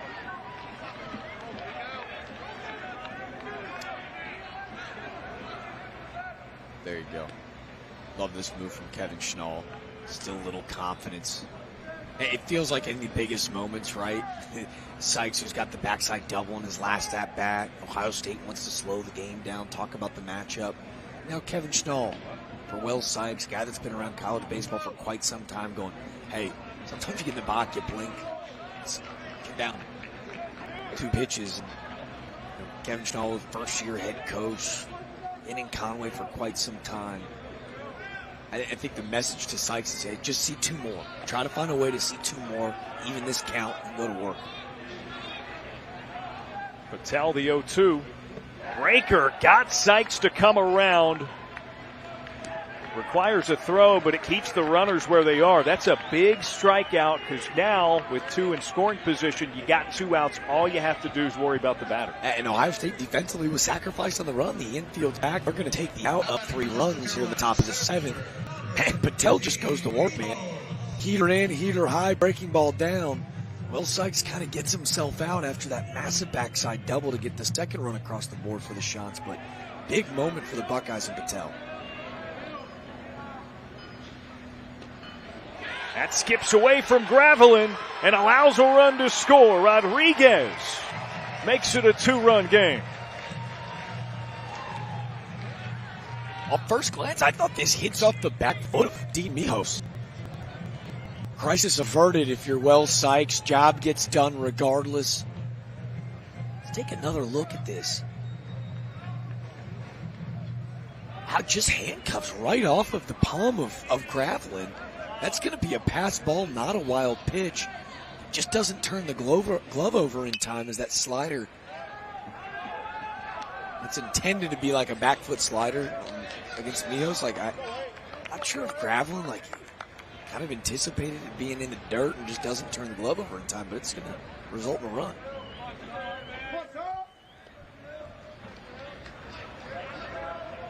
Mijos 1-1 after the foul ball. How about that breaking ball? In for a strike. So much movement on that one.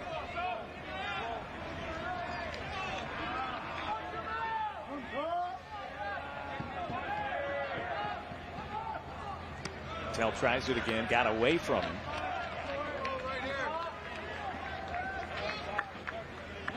And the count level with Dean Mijos at the plate. 2-2, 2 away.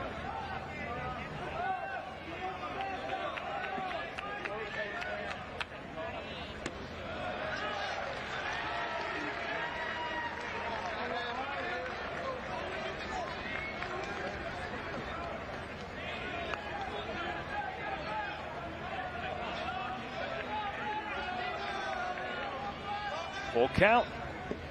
Ball 4. And Mijos walks to keep this thing going for the Chanticleers. Caden Bodine, the next up. Felt like Ohio State had worked themselves out of the jam. They do the hard part. Runners on second and third, less than 2. It's a must punch out spot. Patel dials in. An untimely pass ball. Now all of a sudden, the best bat for the Chanticleers with a chance to either tie or take the lead. Tying run is aboard. Bodine's first right-handed plate appearance. First pitch swinging and a foul ball. Oh, it was maybe a little overzealous foreshadowing the 3-run shot there, but I think that's what Bodine had his eyes set on. Yeah. That's a big swing.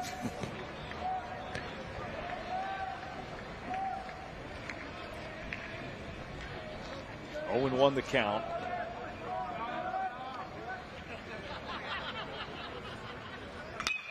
Hard hit ground ball through the left side. It scores a run, an RBI single by Caden Bodine, and it's a 1-run game. We said 0-0 was for me, boys. I'm going to try to take the lead, but 0-1, he's much more inside of himself, right? This is just a small, compact swing. It's a little sinker away, diving away from the righty. Finds a barrel, little CNI single, and the Shots slowly but surely cut it to 1. This was 5-0 after a 5-run second inning for the Buckeyes. Slowly, Coastal has climbed back into it. A huge spot for Blake Barthol, who's 0 for 3 with 3 Ks.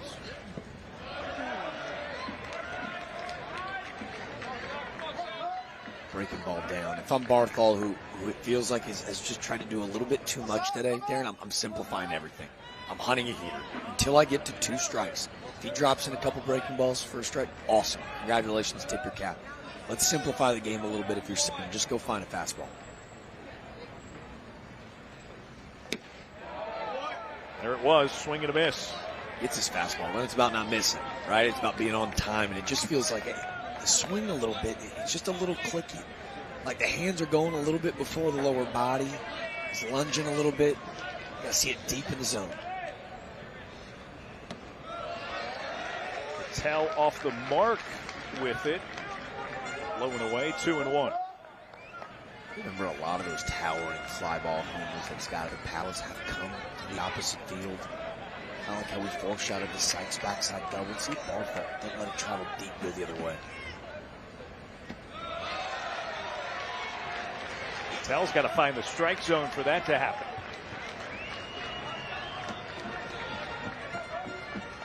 Three and 1. It's another left-handed hitter on deck, Colby Thorndike.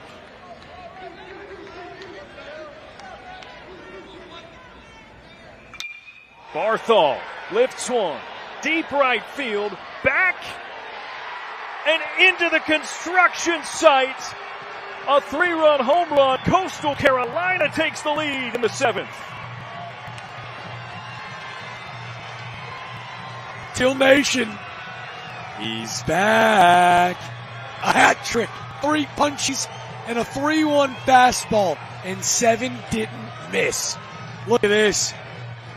Hands stacked, compact, quiet as all get out.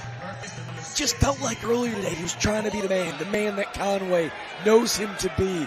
And the Pennsylvania native delivers when Coastal needed him most. A 3-run shot, first lead of the game for the Shots.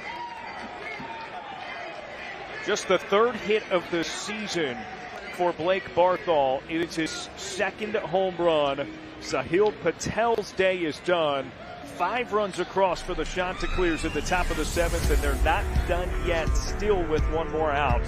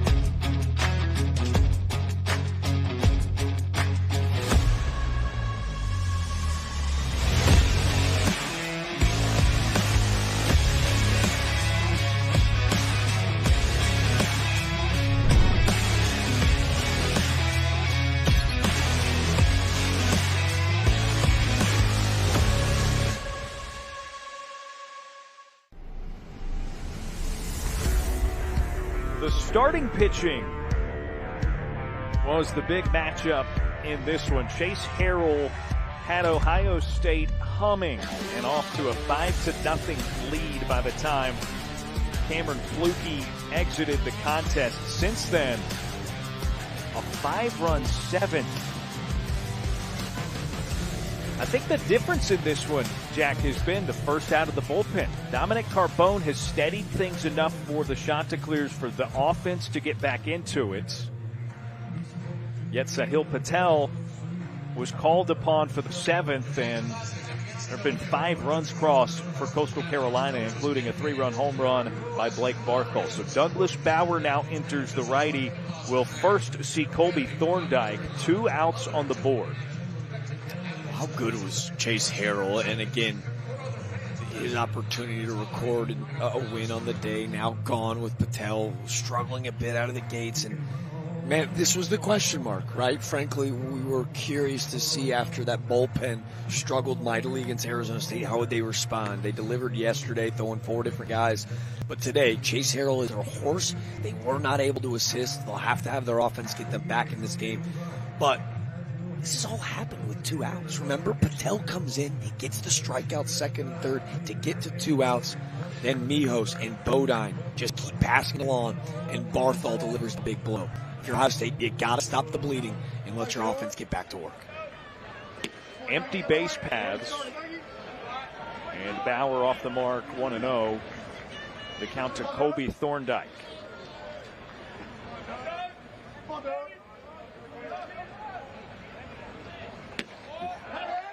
Big swing and a miss. And it's 1-1.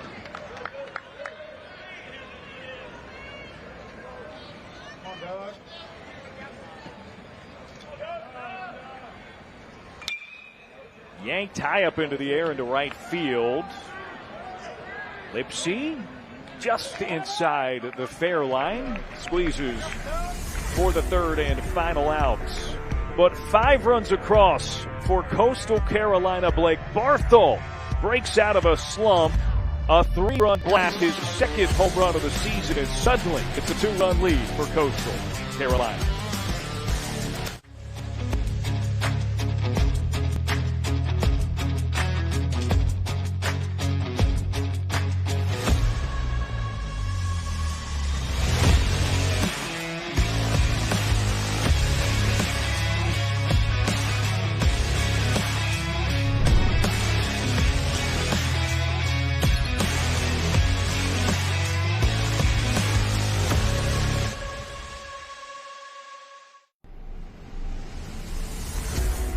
Coastal Carolina up 2 in Jacksonville now. Here's our trivia question from a moment ago with Coastal Carolina winning the championship, the national championship in 2016. Who before that was the last non-Power 4 team to win a natty? You said D, Fresno State. Let's find out. You were right. Of course you were. Okay. Fresno State 2008. Last Power 4. Non-Power 4 national champion prior to Coastal Carolina in 2016. And, you know, that's been 8 seasons since then without the campaign that was finished in 2020. Who knows what's in store for 2025? Kind of ruffles some feathers. Yeah, I mean, sure. Always. Oregon State wins the Natty this year. Can we count that? They are not in a Power 4 conference. They're not in a Power 4 conference. I'm not saying they're a mid-major, so before Beaver fans come hunting for me. Well, the trivia question is non-Power 4, and I think that would satisfy the streak. Okay.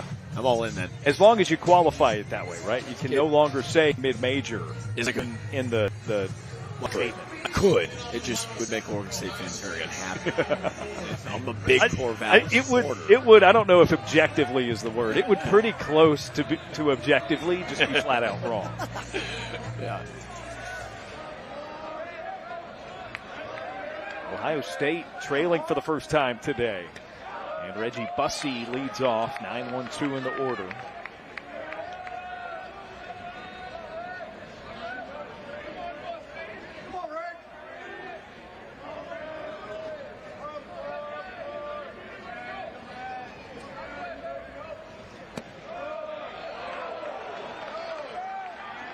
You talk so much, Jack, about putting up big innings and then defending big innings, getting a 0 on the other side of it.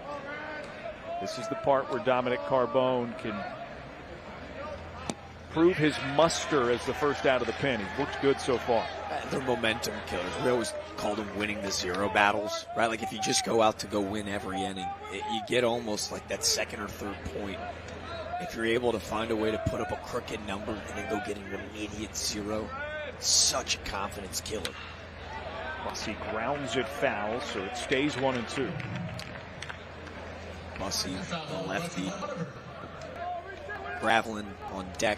There is a righty warming for the Chanticleers, and with how good Carbone has been, same idea we kind of discussed last night. Like, you allow him to exit this game with confidence at an all-time high, to just keep extending the leash and let him go close the distance as you start counting outs. Filthy breaking ball leaves Bussey still. Strike 3 for out number 1. Matthew Gravelin was the big bopper earlier today for Ohio State. He's back up a 3-run home run as part of a 5-run fifth. The Buckeyes have not scored outside of that side.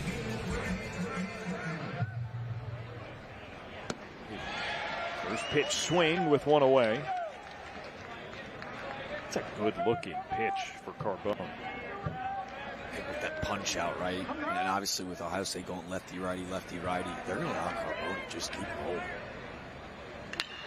Bounce, Carbone makes the stop and makes the throw himself. 2 down. How about the cat-like reflexes out there?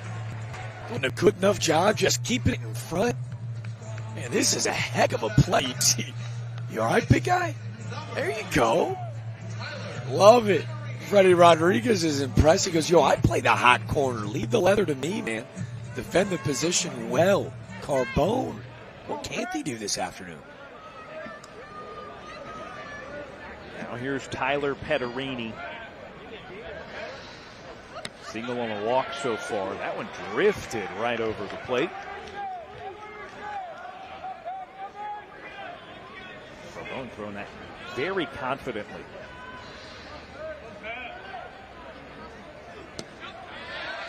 Fastball, and it's a quick 0-2. Carbone grunted on the backside. You could hear it from up here. 90-91. He's consistently sat it. All 2 innings of work. With 2 strikes. Just off the edge.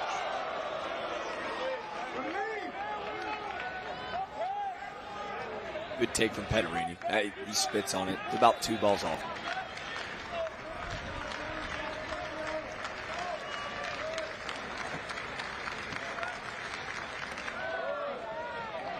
Now it'll be 2-2. Petterini's reached 2 of his 3 times up. So you go fastball away to set up the breaking ball down. Not to say to buzz the tower, but let's see if they don't try to elevate with a heater or maybe get in on the hands of Petterini. Another breaking ball, swing and a miss. Petterini struck out, and the side is retired.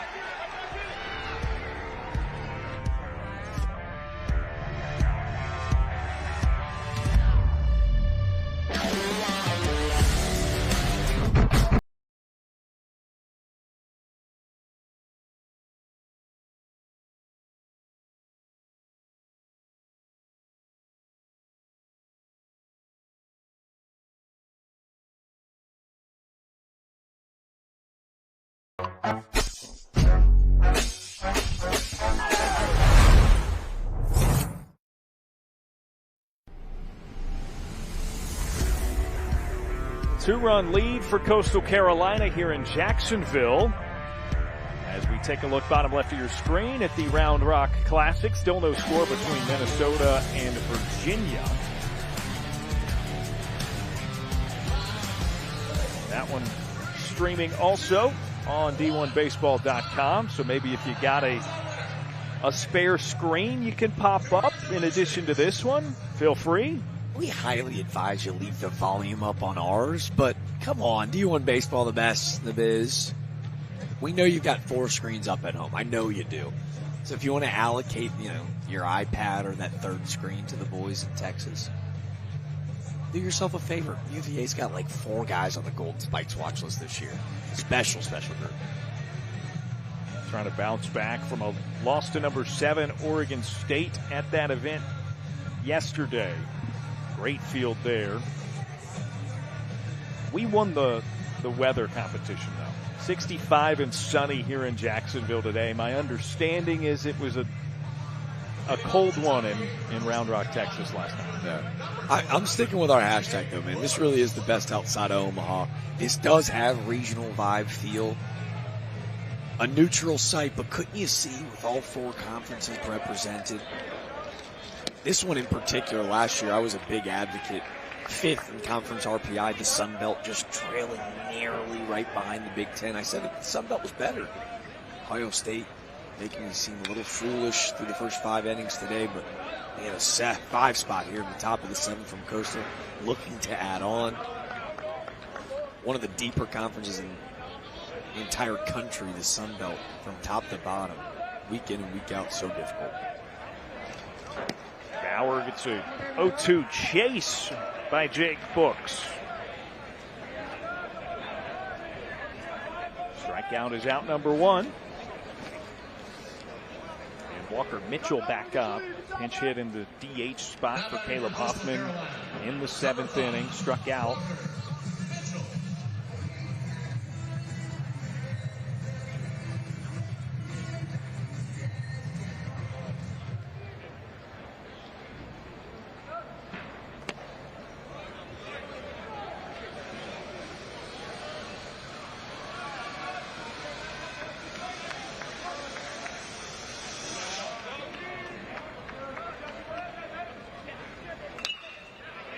Drive into right field. Mitchell deposits it for a hit.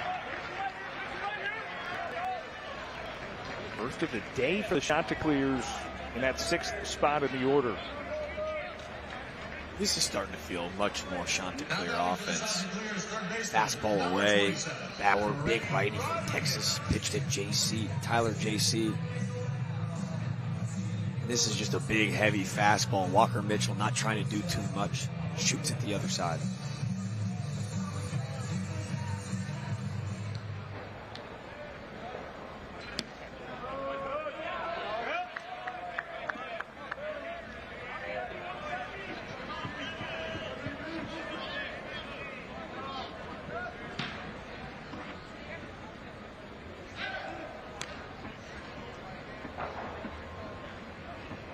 Mitchell back on a move to first.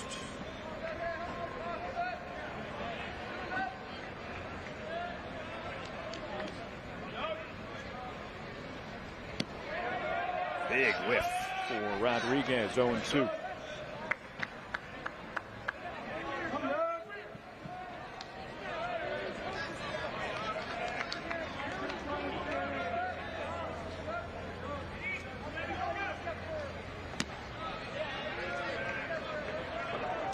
Freddie Rodriguez, 3 plate appearances, Jack. He's walked in the most recent 2.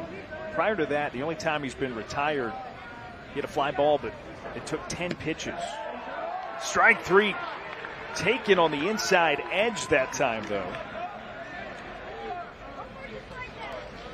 13th time a Coastal batter has struck out today. 2nd for Bauer. Great sequence from Bauer. Just ties him up. Gravel him back there. Squeeze him a little bit. Rodriguez upset with the call, but this is clinical pitching. Going to the inside part of the plate. There's a strike to Ty Dooley, who hit the double that bounced over the wall and left his last time up.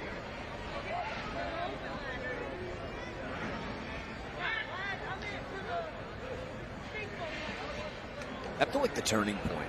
You know, we talked about some of his struggles against lefties, and for Dooley, with 1 out, a walk right in front of him, a backside double. Still a little bit of life in that home dugout.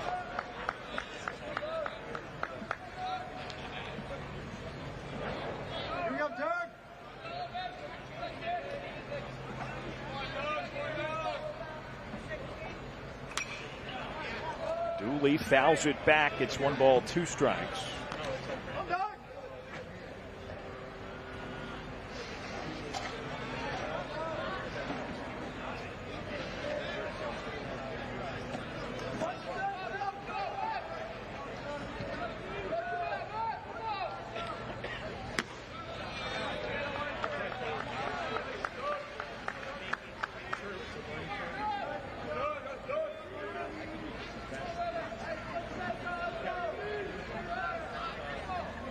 Two and two, runner goes. Dooley lays off high. The throw skips into center field. And Mitchell stays put at second. That's a Whataburger stolen base. I was curious, Mitchell, who doesn't have a stolen base on the season, but it felt like Bauer's a bigger guy on the mound. Haven't seen one of his better pickoff moves, but was a little bit slower to the plate. High leg kick. Seems like a good guy to go on. Really good throw from Graveline, just unable to pick it on the other side with Stevens. Ball 4, meanwhile, to Dooley. Said Mitchell doesn't have a stolen bag on the season until now. Number 1. There you go. Sorry, Walker Mitchell. You got burners. I mean, you don't have to go that far. That's true.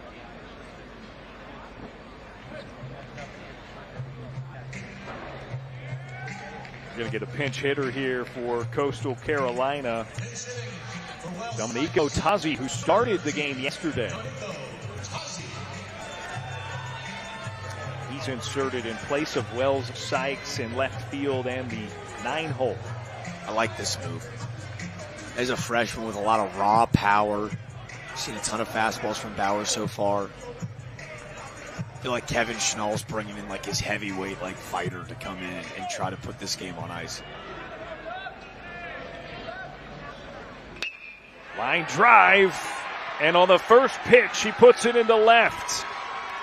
And it drives in another Coastal Carolina run. Told you, waste no time. It's the hardest thing to do in all of sports, but there's a reason. He was hitting at the top of the lineup last night for the shots. The freshman comes in, thinks one thing. I will not get beat with a fastball. He does not. A big barrel out in the left, and the shots by 3.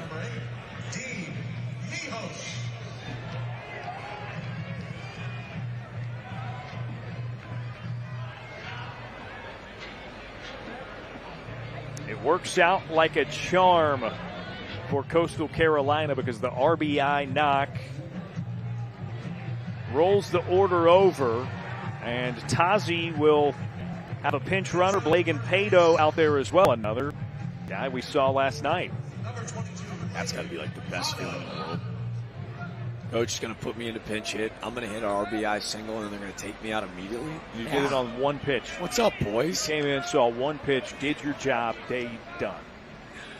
He sat for 2 hours and 21 minutes. He came in, he got a knock, and 15 seconds later, he's back out. Boys is the man on campus. He gets a second box of food tonight for dinner. Mijos flies it up into right field. Lipsy on the run, makes the grab, and the side is retired. But Coastal Carolina tacks on another in the 8th. They lead it 8-5 going to the bottom half.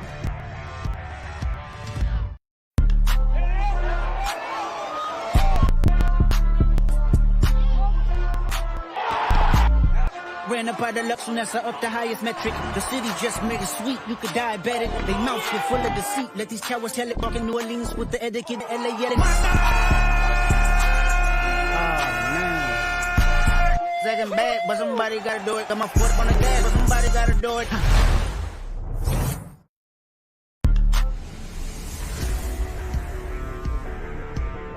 8 consecutive runs scored by Coastal Carolina after trailing 5-0. We go to the bottom of the 8th. Ohio State will send up the heart of the order, as now it's their turn to play from behind and try to claw their way back into this one after upsetting number 12 NC State yesterday. Coastal, this is a bounce back effort after a very disappointing, maybe discouraging loss last night to Alabama. It's just an ugly ball game, and it was weird. Like I know for a guy that's supposed to talk for a living, like that's the best adjective I have. It was just a weird night for both of those teams. They out-hit Alabama, but you lose by a touchdown.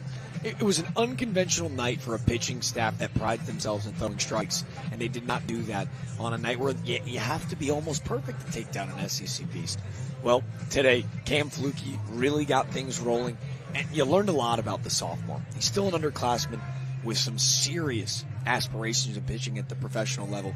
Gives up a 5 spot in the second inning, and he just goes and throws up a couple more zeros to get his team back in the game. And Dominic Carbone has been nothing but spectacular since rolling into his relief outing. Minnesota, meanwhile, in Round Rock, as you see bottom left of your screen, has taken a 2-0 lead on Virginia. Speaking of upsets, huh? Bashed the Big Ten a little bit last year. They've been great. Michigan off to a great start. We talked about it. You wanted to remark on Penn State being really good to start the season as well. Yeah. I know that last night Ohio State toppling NC State was a big upset, but Maryland over UVA would maybe be the upset of the weekend. Minnesota. What did I say? You said Maryland. Did I say that? It's okay. That's why there's two of us up here. I got Coach Vaughn on my mind. You know what I mean? Coach Vaughn and that glorious beard. Yeah, we got Minnesota coming up a little bit later. NC State, Alabama, maybe the marquee matchup heading into this weekend. Mark Stevens watches a second strike. 3-4-5 up for Ohio State here. So Stevens, Lipsy, Ellis, the batters to face Dominic Carbone.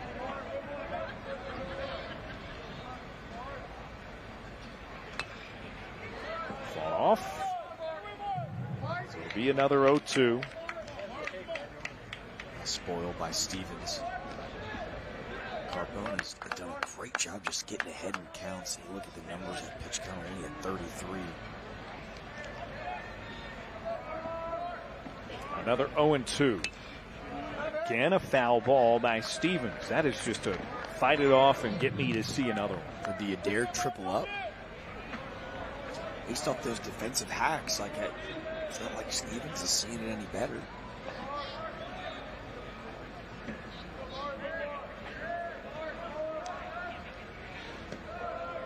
And Carbone bounces it over the plate.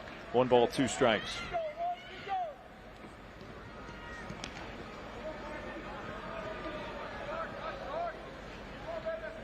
His only base runner has been the first batter he faced. He hit Trey Lipsy.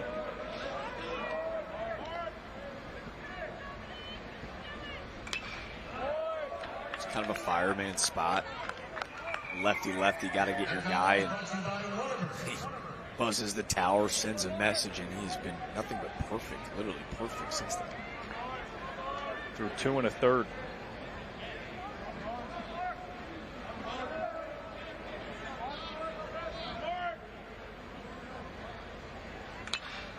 Stevens again battling with 2 strikes. That's 2 foul balls on the breaking ball with 2 strikes, 2 on fastballs with 2 strikes.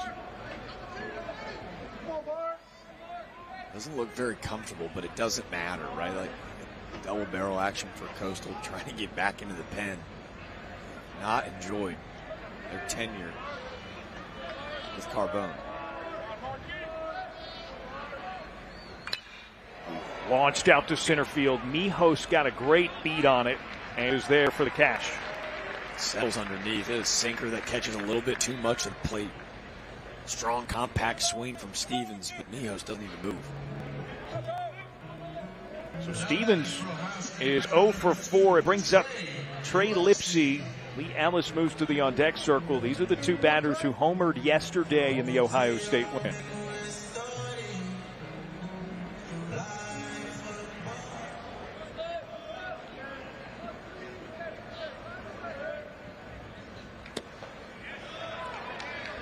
Carbone dots it on the outside.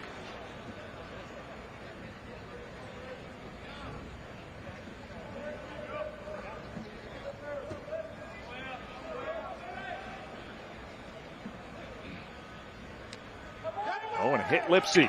Second time he's done that. That's the only 2 base runners Carbone has allowed. Hit him with a fastball the first go around. This one's going to feel like a butterfly kiss to Lipsy this time. A little slider that backs up. Kisses him right on that inner thigh. And just anything to get something going. And if there's anybody that loves the big moment, it's this young man. Down 3, trying to cut into that deficit. This is a tough part of the order. Ellis again, the 2-run shot yesterday. Mason Eckelman in the on-deck circle, an RBI triple already today.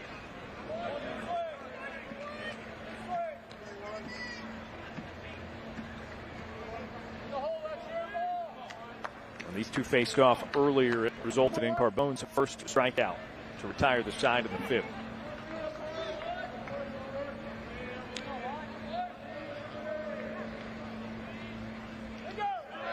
Skips away from Bodine. And now a runner in scoring position as Lipsy's up at second.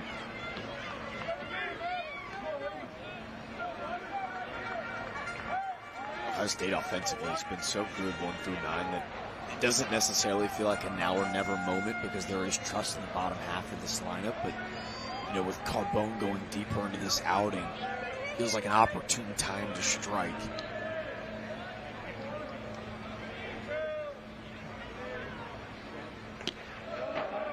Ellis leaves the 1-1. Finally got a fastball, but it was off the mark. Bodine's going to go slow him down. I think he saw what I did. You know, all outing, it's been a very effortless 90-91. You're starting to see him labor a little bit, and that one kind of comes unraveled. The front side flies open, and now he's trying to, like, let it eat to get to that number. Bodine slows it down, make sure he's directionally getting downhill. Pitch with a lead. 1 swing, deficit still at 1, but want to continue to throw it over the plate, especially after kind of the long night for Bodine behind the dish with the multiple free passes. 2-1. Ellis just tipped it.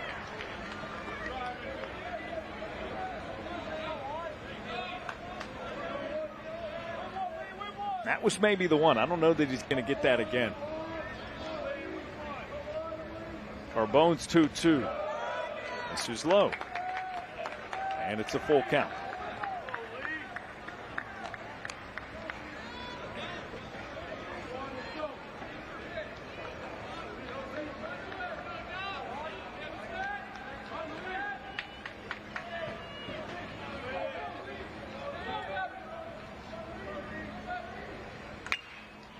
High up into the air.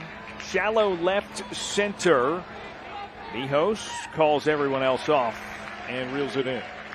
Captain in the outfield calling everybody off. Going a long way to come catch this baseball. Is you're right, Darren. He got that middle fastball. He missed. And this time he takes about 3 to 4 miles per hour off, more of a sinker instead of that 2-seam fastball we've seen. Dips the shoulder, catches him out in front. He's able to retire Ellis. Matt Williams to the mound.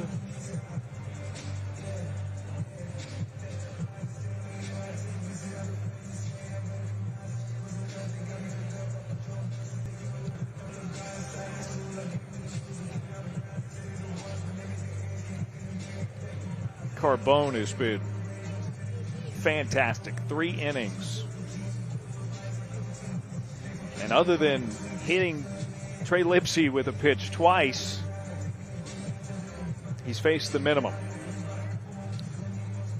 I wonder if this is like a rally the boys moment. You can see a conversation happening right now. And yeah, Carbone wins the conversation. He wants his lefty. He wants to seal the deal here. Right-hander Ryan Lynch has been warming up. It appears to be ready whenever the call is going to be made. But with 2 away and a runner at second, Mason Eckelman digs back in. 1 for 3 with that RBI triple back in the second.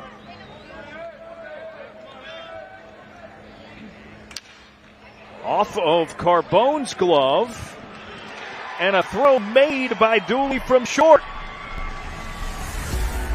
Maybe a little bit of luck for Coastal Carolina. Gets the third out and strands a man in scoring position.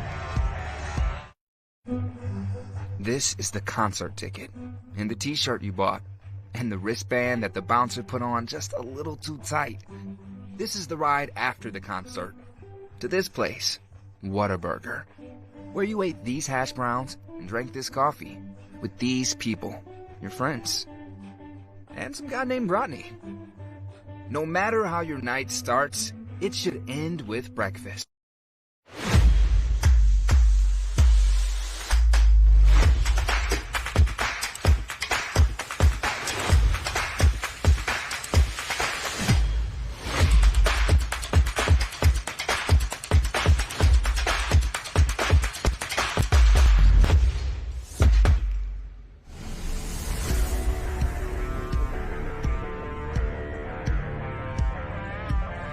Eight 8-5 here in Jacksonville. Coastal Carolina leading Ohio State by 3 in Round Rock.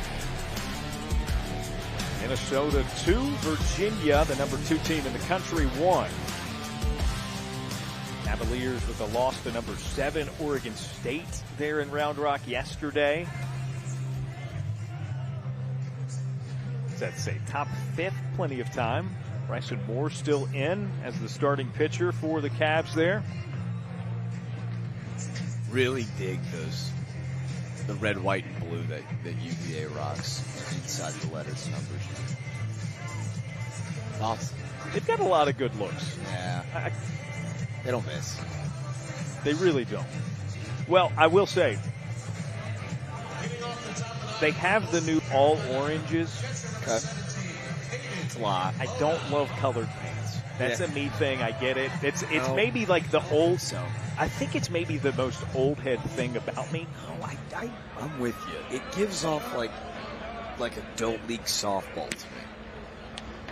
Yeah. You know what I mean? Yeah. Like there are very few where it doesn't. And I'm also like, on TV, it's a worse look than it is in person. Yeah, I get that. Caden Bodine, a foul ball.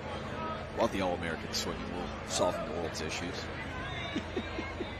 All things uniforms. Speaking of which, the cleanest look may be here this weekend. The black with the white pinstripe pants. Bodine trying to take it the other way. Has it 1-2 now. Good enough to win a national championship on a Monday afternoon in 16. Good enough for the Jacks Classic. I'm with you, though. The black on the pennies, too tough.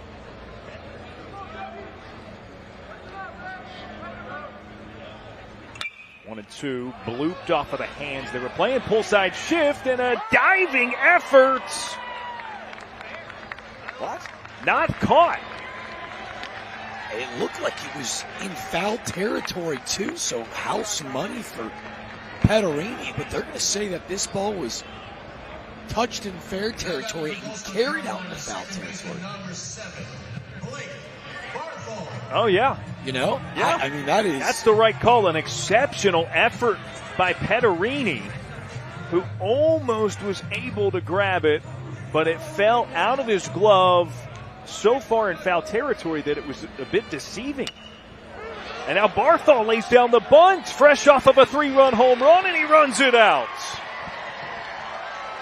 Coastal Carolina baseball. You mentioned when they won the Natty, they led the nation in homers and sac bunts. Barthol in consecutive plate appearances, a bomb and a bunt hit. baseball's the best time to bunt for a hit after a homer, but also after the third baseman just ran about 40 yards, laid the body out. He's breathing heavy, catches him sleeping. Good old-fashioned baseball stuff.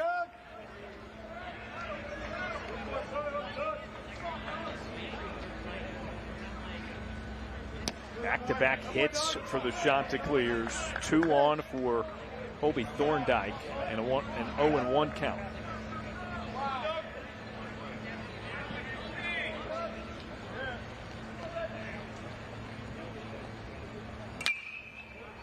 Weekly struck up into the air into left. Jamarusti catches, and it's on that side of the infield, so runners are going to stay.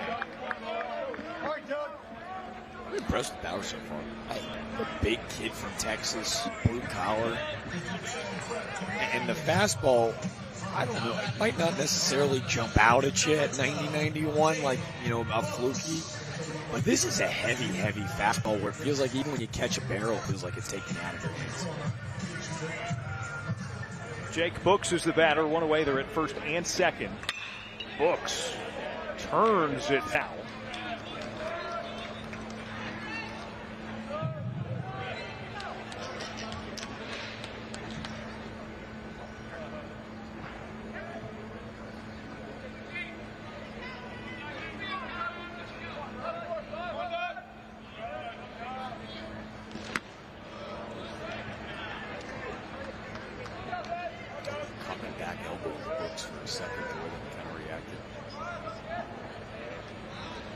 Makes it 1-1.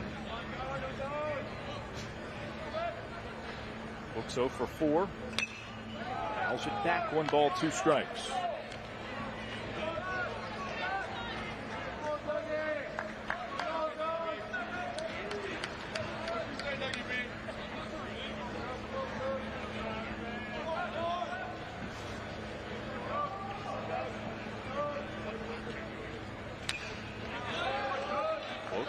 Light contact, but enough to stay alive.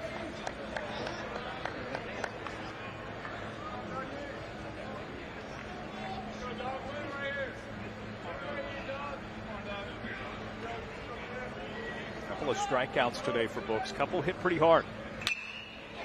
Sends that one into the air. Bussey, couple steps back, makes the catch. Bodine from second to third on the tag.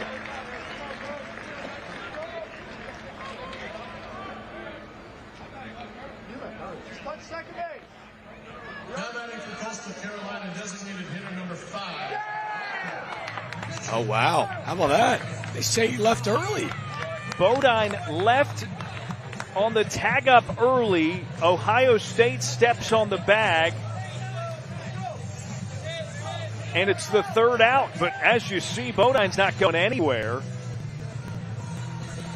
And Ohio State, their defense is dragged back out onto the field, too, because they're going to go to the video review for this.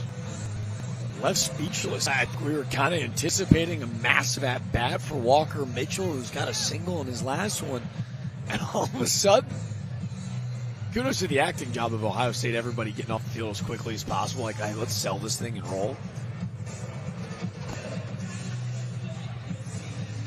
I mean, you knew it was going to get reviewed for them. So, but it speaks volumes that they did overturn it before even going to the booth. Like step off the rubber, turn to second. It says a lot that the call on the field is now. As we always say with these, it is ever important what the call on the field was, because if you're going to overturn it, it's got to be indisputable. And they confirmed the call. Bodine left second base too early, and it retires the side. It's within 3, bottom of the 9th, and Ohio State at the plate when we come back.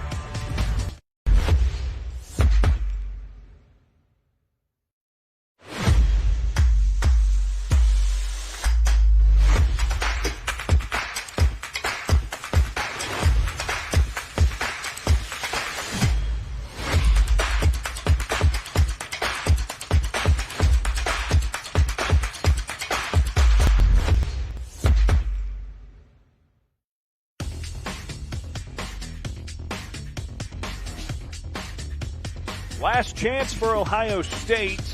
Down 3, bottom of the 9th. Ryan Lynch called upon by the Coastal Carolina Chanticleers to try to close this one out. What an effort it's been for Coastal. They trailed 5-0 after the second inning, and just inch by inch, Jack, they have pulled their way back into this one. Well, I say inch by inch. The 3-run home run by Blake Barthol might have gotten them a mile closer. It's a couple inches. Yeah.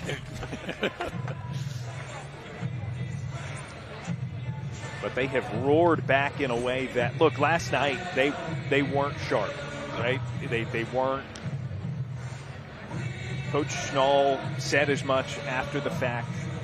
So you thought they'd come back into this one pretty hungry. Ohio State eager to get back to it after upsetting number 12 NC State, gets off to a 5-0 start. That's a point at which Coastal Carolina, you could really get discouraged, but they stayed fighting, and here they are 3 outs away from a win. Before we brag on Ryan Lynch, man, you mentioned the opening slate. They start 4-0, the classic held down at the Palace. That is Coastal Carolina. Playing 4 games to start the season is not an easy task. A doubleheader on a Saturday. When you roll into a midweek against, Palmetto State rival, the College of Charleston, and you get run ruled 15-5, like, you're kind of at the bottom of the barrel when it comes to what you have from a pitching standpoint. Then you roll into last night, it's more of the same with the 3 passes. It can feel like to the outside world, hey, is this becoming a little bit of a theme? Today, Cam Fluke gives up the 5 spot, locks him back in. That speaks volumes. And then Dom Carbone. 3 1/3, no hits, no runs, no earned, 4 Ks. Man, if Lynch is able to get his first save of the year for Coastal Carolina baseball, man, Dom Carbone to me is still the player of the game. Lynch has bottom of the order beginning with the 7th batter in the lineup, Nick Jamarusti.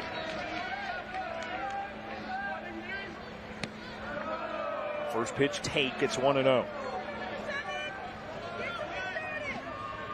Jamarusti against a defense, at least in the infield, that has shifted pull side. Third base is up in case of a bunt tried for a hit.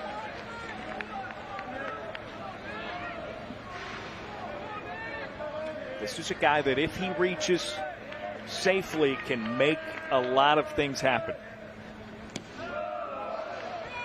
Low and outside, 2 balls, 1 strike.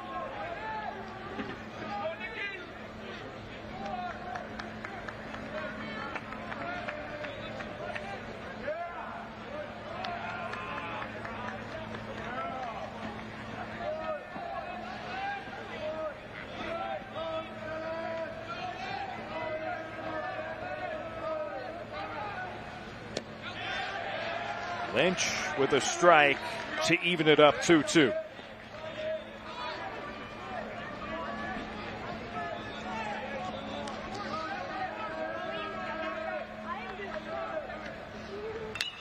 Line drive up the middle. Jamarusti leads off with a single for Ohio State. They're not done yet.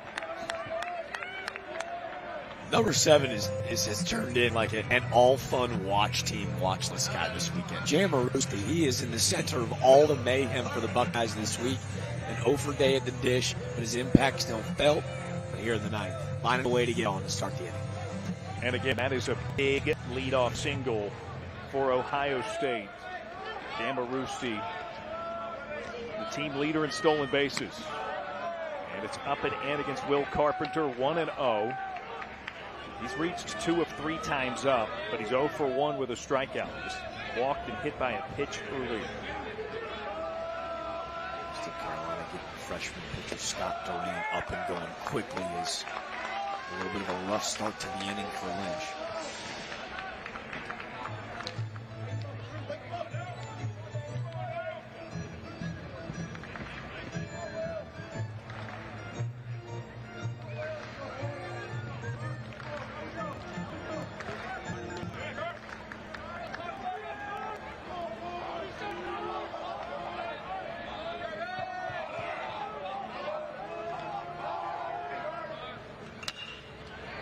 On the ground, sliding grab, Dooley throw, bobbled, and the Carpenter is safe. 2 aboard, no outs, and the tying run comes to the plate. This is almost an unbelievable effort from Ty Dooley. I'm not sure how he even gets to this baseball in the first place. And then I'm going, well, at least it keeps Jamarusti at second base. Because let me be honest with you, this gets by him. He's crazy enough to try to get to third. But this ball is caught over at first base by Thorndike. I believe he gets him. What a play and effort from Dooley. And instead, 7, 8, and 9 continue to deliver big for the Buckeyes. Reggie Bussey pushes a bunt left side of the infield. Miscommunication. Bases loaded. Ryan Lynch thought that the left side of the infield had it. Rodriguez had already retreated to cover the bag at third, and it left no one to field the baseball. They are who we thought they were. First and second. Nobody out, down 3. Reggie Bussey swung it well. Justin Hare goes, buckle up for this, boys. And now they're juiced for Matthew Gravelin. He looks at strike one from Ryan Lynch.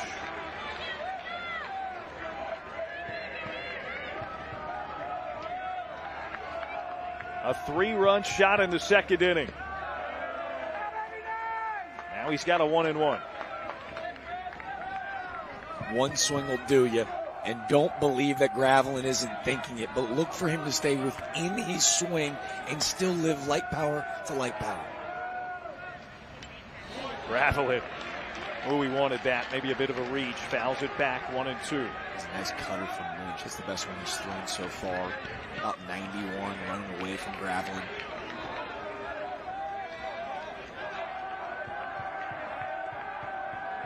Lynch still needs 3 outs to close it out. And Gravelin fights it off with 2 strikes. It's a cutter in.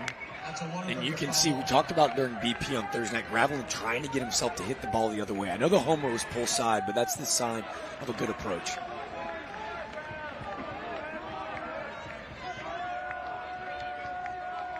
Another 1-2. In the dirt. Even count. What's that moment like? Bodine does not see it, but he blocked it, so it just drops straight down. That is frantic, right? Terrifying, because you have no idea where the baseball is, but he's so good that he should probably remind himself he's that dude. Now it's 2-2.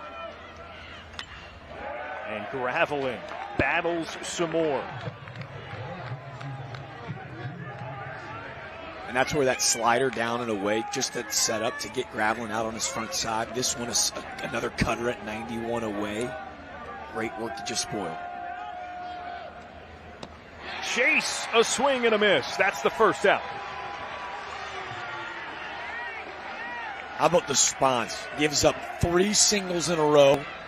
A defensive miscommunication between Lynch and his third baseman, and he just doubles him up. I think Gravelin's sitting on the slider because he had gone back to fastball, slider. This is just that cutter again at 91, gets him guessing. Tyler Petterini up for Ohio State.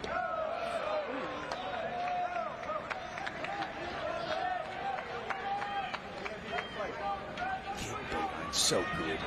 2 blocked baseballs. Not going to show up in a box score. Not going to read about it online.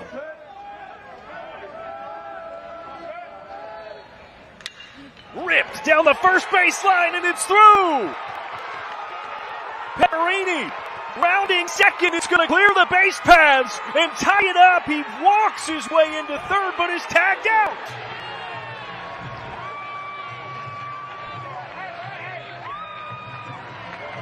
Earmuffs from Justin Hare. He wants it reviewed, but wow. Petterini pulled up as he got into third base. He thought he was going to be up easy. First off, this baseball shellacked. Goes right through the 5-hole of Thorndike. Bobbled out in right field by Books. And this is a heck of a deke over at third. Rodriguez is kind of baiting the throw, and that's why you don't see a slide from Petterini.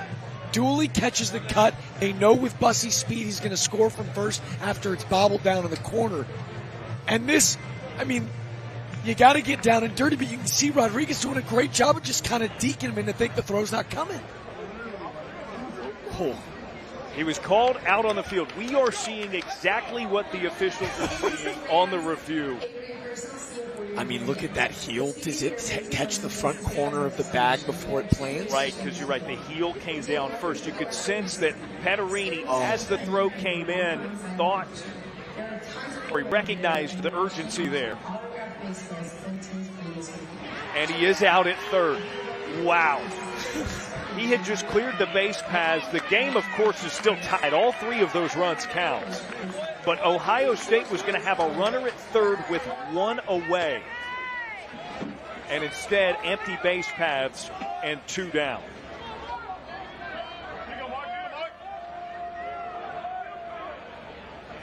What a roller coaster of emotions. You almost feel like you're bailed out if you're Coastal, even though you just had a 3-run lead eliminated here in the final inning. Mark Stevens shoots it up into the air. Mijos camped out under it. And we've got extra innings in Jacksonville. A wholehearted effort by the Buckeyes. They tie it at 8. Let's go to the 10th.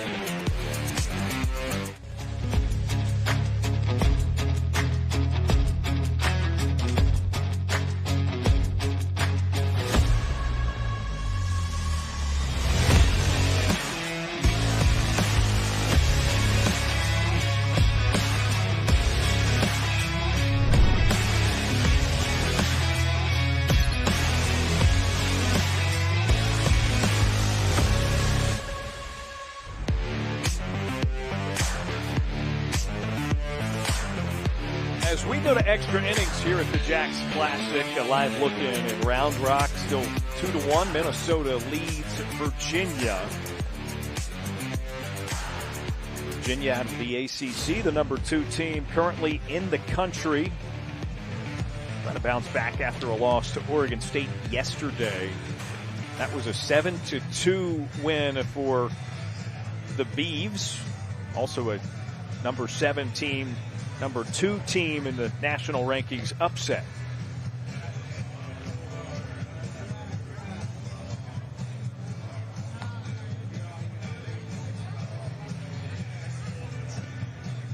An entertaining first 9 innings between Coastal Carolina and Ohio State, to say the least. Tyler Petterini, a bases clearing double to tie it at 3. But he was thrown out at third because Freddie Rodriguez used his body language deceptively, and Petterini decided not to slide when it was going to be a close play. The tag just barely got him. And here we go to the top of the 10th inning. Commend Ty Dooley too, Darren. The where he catches that baseball on the other side of second base to throw across his body to not hit Petterini, who's running right through the middle of the baseline that he has every right to. It's a perfect relay. In a weird way to say, grant you second life to get it back to extras, even though they're the ones that blow the 3-run lead.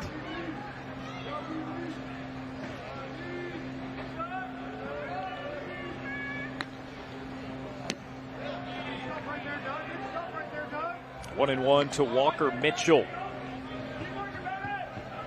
in the designated hitter spot for at least the last 2 times through the order. Strikeout and a single.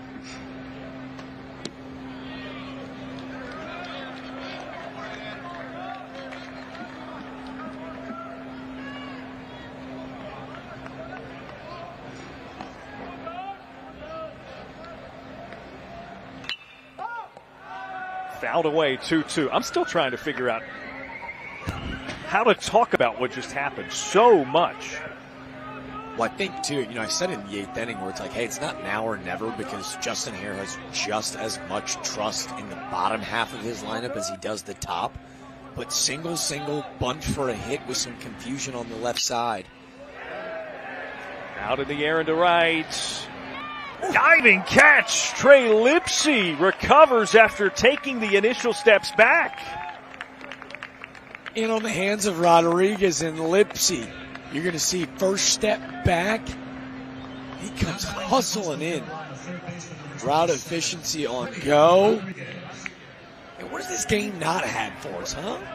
He's out. It has been wild this afternoon in Jacksonville. First pitch is strike to Freddie Rodriguez. He's walked twice. Fly ball and a strikeout otherwise.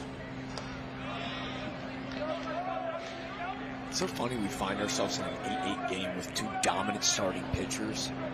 It's felt like pitchers duels at time with great relief outings from Bauer and obviously Carbone of Coastal, and then a couple rough outings from a few guys in the world of quantity and that depth of college baseball. bullpens, and that's been the bugaboo. Free swing from Rodriguez. It's into the net, 2-2.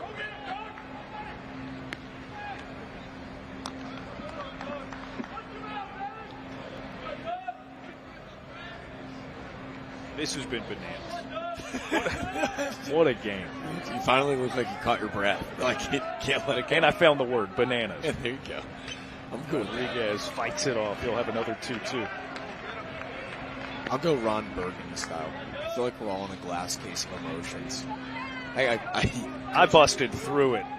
Yeah. that case is no more. Shattered. No more containment. And now a full count to Rodriguez. You know me, though. It's awesome. I'm giddy. I'm giddy about this. Days of dream of. Jack's Classic, day 2. Come on. Rodriguez, a big cut on the full count. And he goes down swinging. That's out number 2. I told you, it felt like an hour ago. Douglas Bauer first appeared in this game. Tyler Jr. college transfer. This is a heavy, heavy fastball. At 89 to 91, man, I'm telling you, as a hitter, this feels more like 94, 95. At 6'4", 210, he has got great extension downhill. Coastal coming out very aggressive in this extra inning. First pitch swing fouled by Ty Dooley. He's 1 for 4, the automatic double. 2 plate appearances ago in the 7th. 1 for 3, excuse me. He walked his last time up.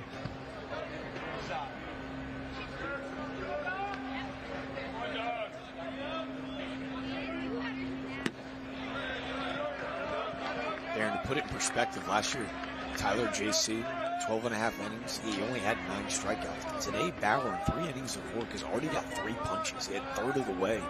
The number to eclipse from just the season ago at the junior college level. There's a strike to make it 2-2.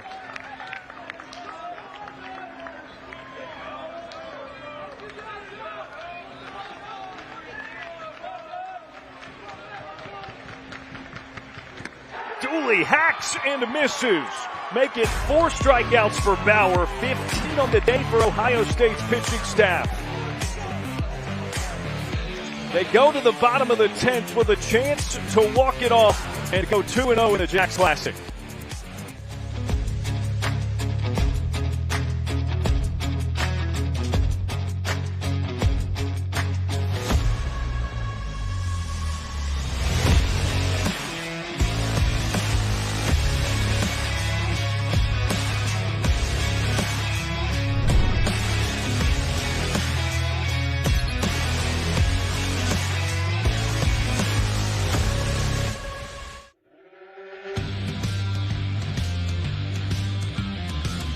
Told you it was a great day to have a great day. Bottom 10, here we come. Game 1 of day 2 of the Jacks Classic. Ohio State a chance to win it.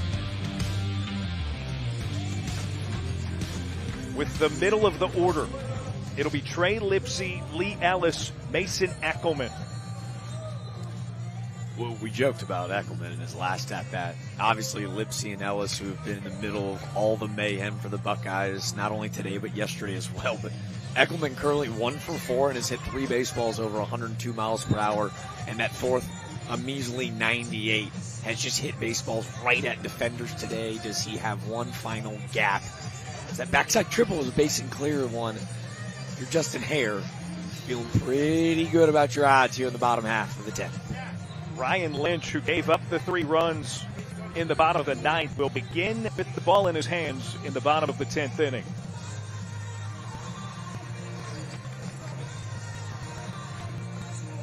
Lipsy and Ellis both with a home run yesterday.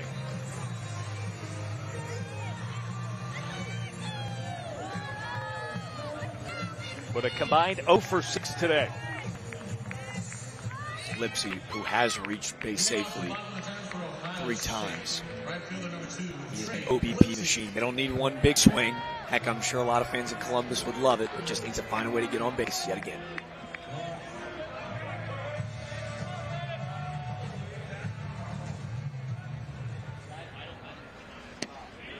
First pitch fastball. Lynch finds the strike zone.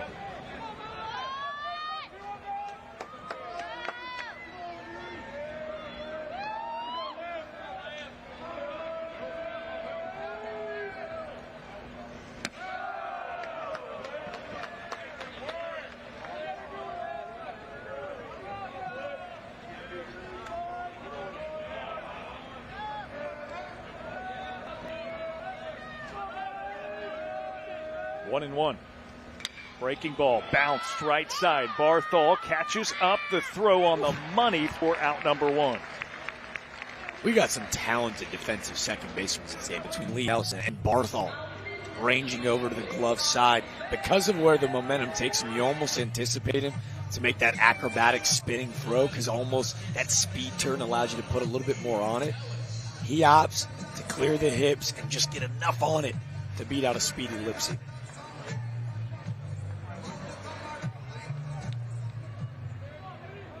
Here's Ellis, 0 for 4, 2 strikeouts. Could have seen that coming. Lynch begins it with a breaking ball. Ellis has seemed to have been hunting fastballs all day, and it's not really worked out for him. Contacts that one foul, a quick 0-2. Scouting report as the season goes on. This just took 2 days at the Jacks Classic. Goes to watch Ellis hit that 2-run monster shot directly into the wind yesterday, and then in his first at-bat, 104 exit field to dead center field. They're like, enough fastballs for Lee Ellis. 0-2, a wave and a miss.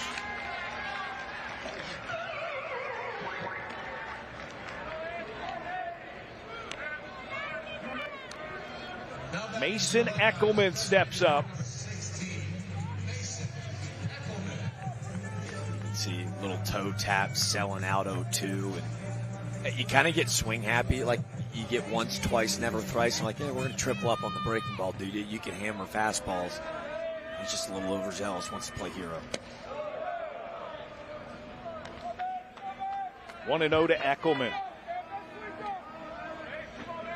He has hit baseballs really hard today. Rupee breaking ball misses the zone. Now he's got a hitter's count.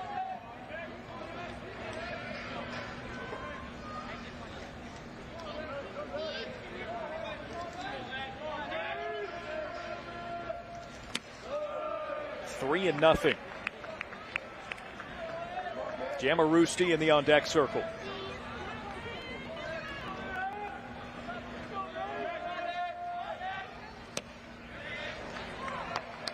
Lynch makes it 3-1.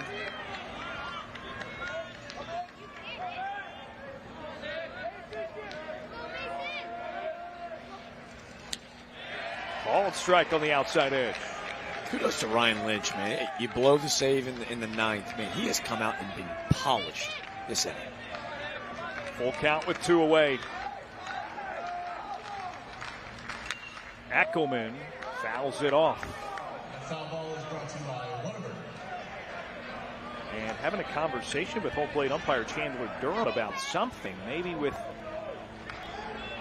something that Lynch did on the delivery. It's another 3-2 coming.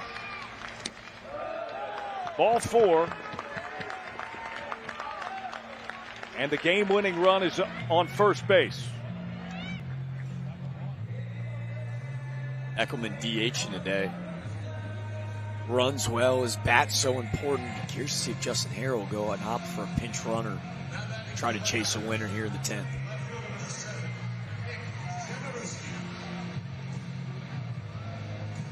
Here's the spark plug, Nick Jamarusti.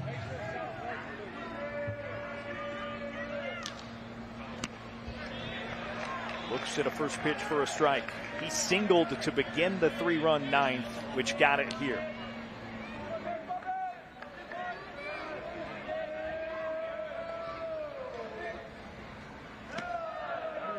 But he's pitching into the shift. You see a breaking ball, misses in, but they're trying to start it on the shoulder. Big shift to the left side with all 3 Coastal defenders on the other side of second base. That means a big gap with the runner being held at first on the right side of the infield. 2-1. But you can tell with the first 3 pitches they'd be, they're just throwing right hard in. Trying to get the pull-happy Jamarusti play right into the shift. Popped up into the air. Thorndike into foul ground. Catches and retires the side. To the 11th we go. We are still not up at 8 runs apiece.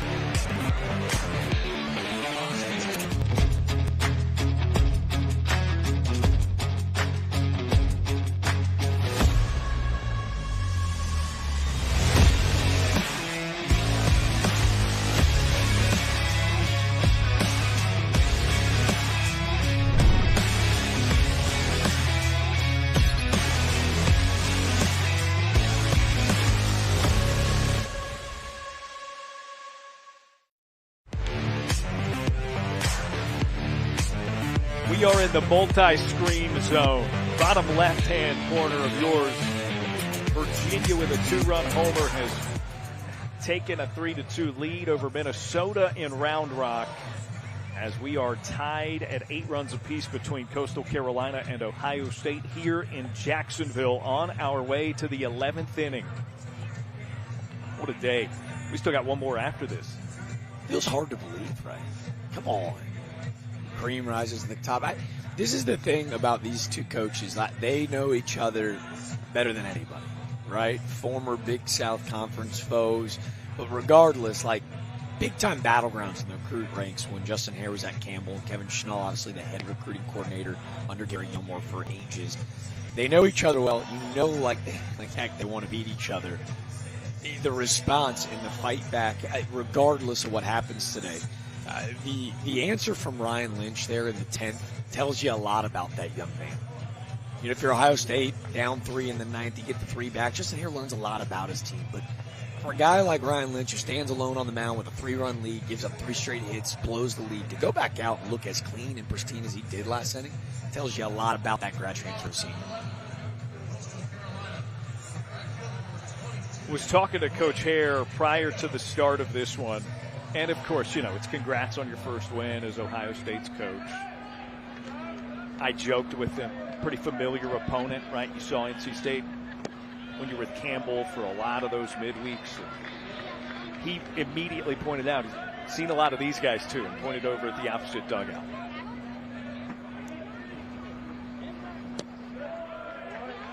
I feel like both of these teams kind of helped stir the pot a little bit when it came to changing the narrative of mid-major baseball. There was a year that Campbell won 51 games when Justin Hare was there and didn't get an at-large bid. The team that won the conference tournament made a super regional that year, Coastal Carolina, battling back and forth, but yet helping earn each other a lot of mutual respect around the college baseball landscape.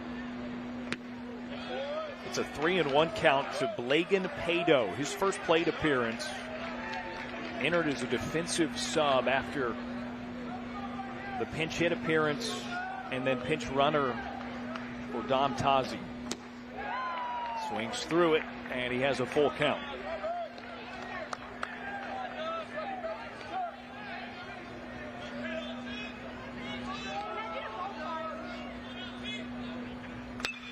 Liner down and left.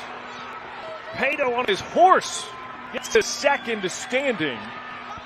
And a leadoff double for the Chants in the top of the 11th. Love the Selly out at second base after the big double. It's a slider. This one backs up on a bit of a cement mixer, deposits out in left field. And with the injury to Sebastian Alexander, their opening day starter, Pado, who started last night, a little pinch runner. Yeah, go ahead and flex on the boys. We see it 2-2. Back to the top of the order in Dean Mihos, but not before a visit from Tyler Robinson. He urges the entire infield to come in to see him.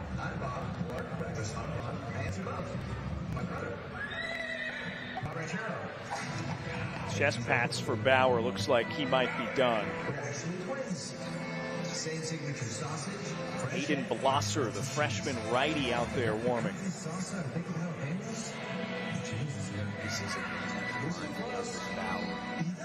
Coach Robinson got to be really excited about the outing. At the second time we'll drink it today. Don't let Al ride it out. We've seen it. He's through 3 1/3. He's given up 1 run on 5 hits, 4 strikeouts. Heavy fastball. He's consistently sat at 90 the last 2 days. Mijos gets a bunt down. He's going to try to run it out for a hit. Bauer off balance, but got the throw there. Looks like Bauer almost loses his footing a bit. Not sure if he'd gotten a call from the dugout to try to spin throw and cut the runner down in third, but wisely gathers himself, makes a really athletic throw from that sidearm slot. Secures out number 1, which will now draw the Ohio State defense in. Take another look. I think it's rid of this baseball cleaner. There's still no shot over at third, especially with Dave Force. Number 1 sometimes the hardest in extras. Hayden Bodine, first pitch, drives in a run, and Coastal takes the lead again. He started his day 0 for 2. Then he was hit by a pitch in the 6th. Since then, 3 times up, 3 knocks, and 2 driven in. So you got your infield in, but a line drive shot the other way. He said, shift this. Hayden Bodine. By the way, no celebration at first for this cat. Been there, done that. Expectations, standard met. Shot back up.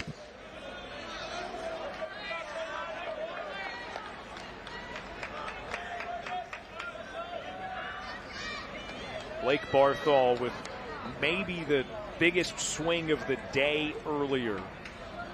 His 2nd home run of the season. Drove in 3 of the 5 scored by Coastal in the 7th.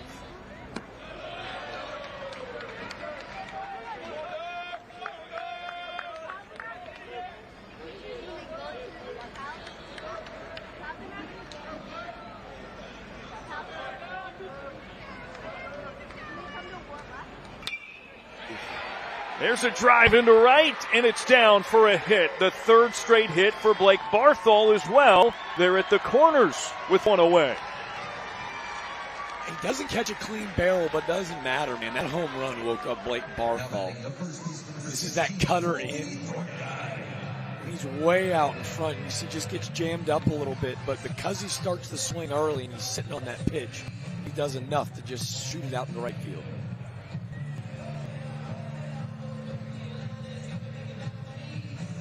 And I think this is going to do it for Bauer. Robinson takes the ball from his hand. Coastal is up 1. And Hayden Blosser, the freshman, on in relief in extra innings for the Buckeyes. Hi, I'm Bob, or Breakfast on a Bun. I answer to both. My brother.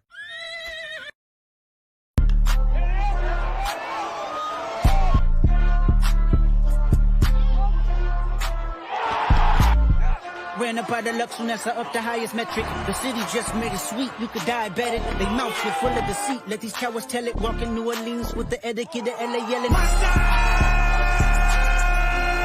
man. Second bad, but somebody gotta do it. Got my foot up on gas, but somebody gotta do it.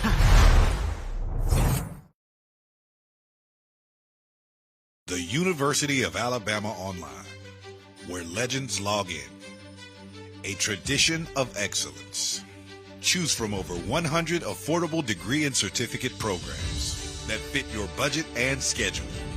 Earn the same degree as you would on campus, with the same affordable tuition rate for every state. UA Online. Advance your career and change your life. Get started today at online.ua.edu.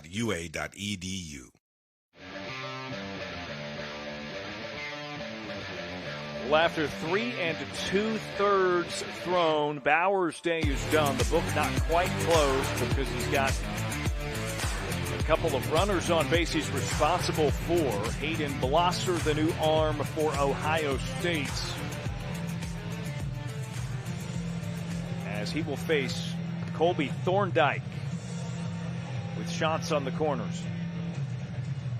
The The Ohio native, a young, wiry, 6'3", 170-pound freshman. They're going to put a lot of weight on this frame, but for right now, it's an electric fastball. It's a two-seam slider mix, and it's a really whippy arm action. It's a high three-quarter arm slot, not like that true sidewinder. But that's why even with the lefty in the box, they really love the matchup with Boston. He's only faced one batter this season. So this is his second face batter as a collegiate. What a spot for it. Grounder through the right side. Another Coastal run scores. They go up by 2.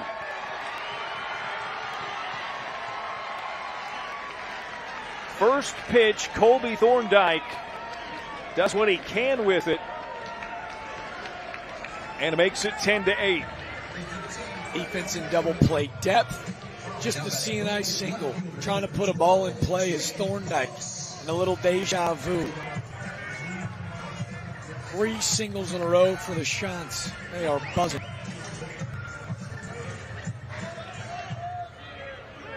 Sixth batter for Coastal in this frame. Books squares to bunt. Thorndike takes second.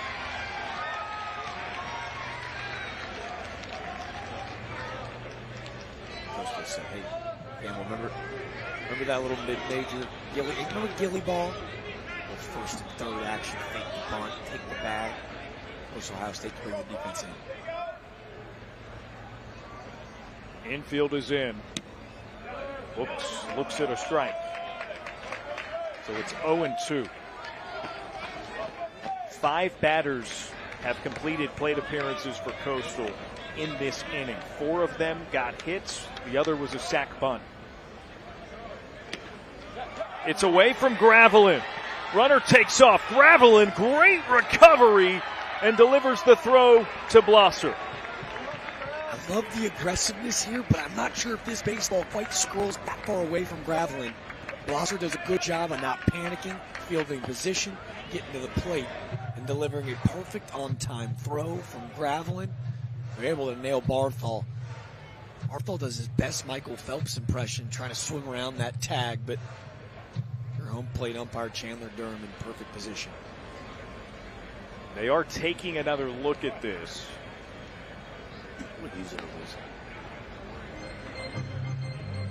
This is what they're seeing. Yeah. You can see that. Look at the fingertips on his right hand. You're like, oh, well, the tag is in the chest, but to me, I think he gets it downtown. Yep, they confirmed the call. So 2 away, a 1-2 count to Jake Books. Blosser is a strike away from getting it back to Ohio State's turn at the plate, needing 2 runs.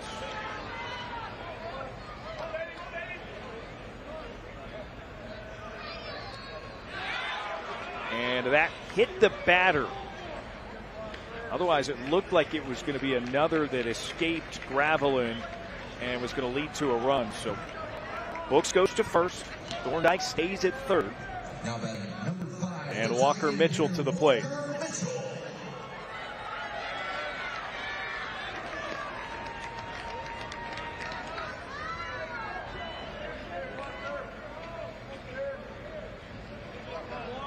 Mitchell 1 for 3 since entering in the 7th.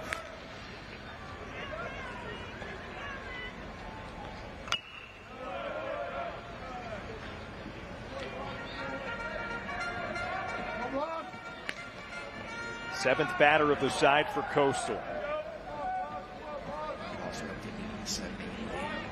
Fastball, that slider, big sweep through about 8-2. Ooh. Just safe over at first. Books back in time. Just safe by Thorndike. I thought what I was. It was halfway down the line. I think that ball almost got by Carpenter.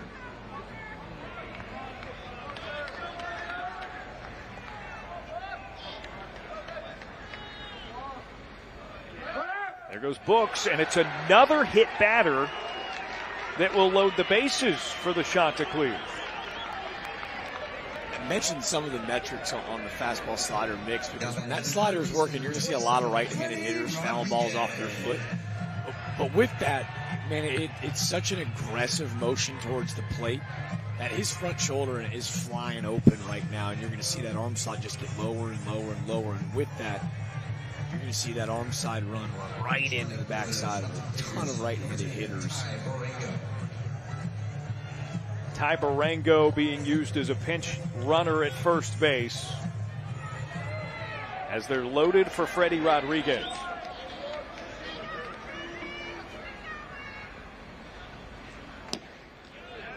Another one close inside. That almost hit Rodriguez.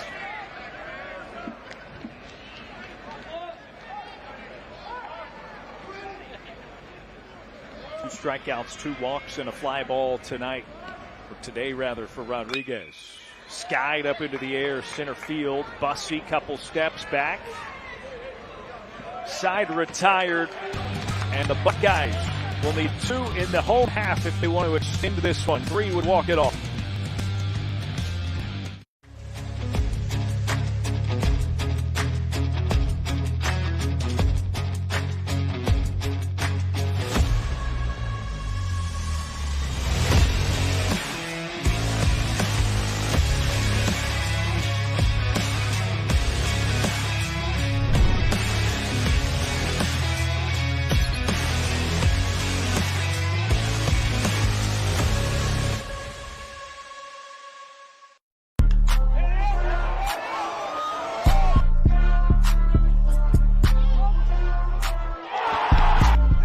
Ran up by the Lux when that's up the highest metric. The city just made it sweet, you could diabetic. They mouths were full of deceit. Let these cowards tell it. Walking New Orleans with the etiquette, the LA. Oh man. Looking bad, but somebody gotta do it. Got my foot up on the gas, but somebody gotta do it.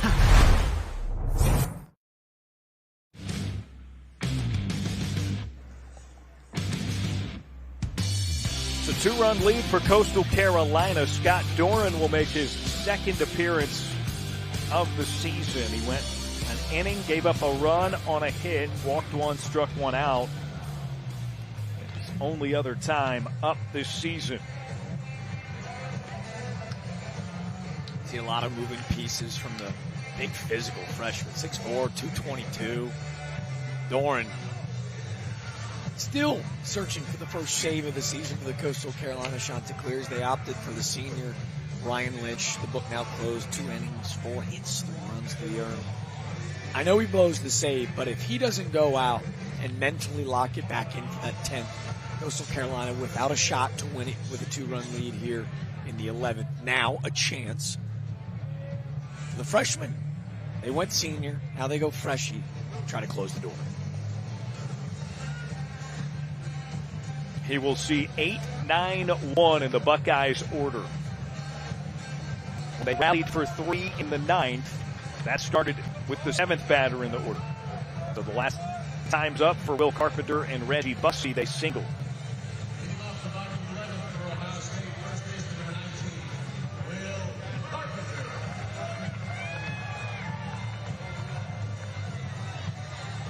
Three times on base and 4 chances for Carpenter today.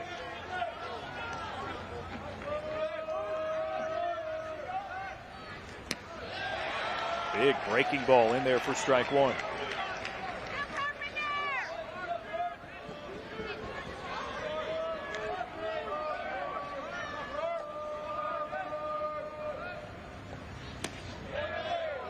Just off the mark with the second. That's filthy, huh? That in-between slurve, not quite a break, 12-6, not a true slider. Goes to it again and drops it in. Strike 2. A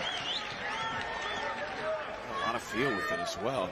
Will Carpenter, a senior, going, man, how many freshmen do you see around the country coming in and just breaking off 3 benders? Now 1-2. Does it again. Bounced to the right side. Barthel at second makes the play. That's 1 down.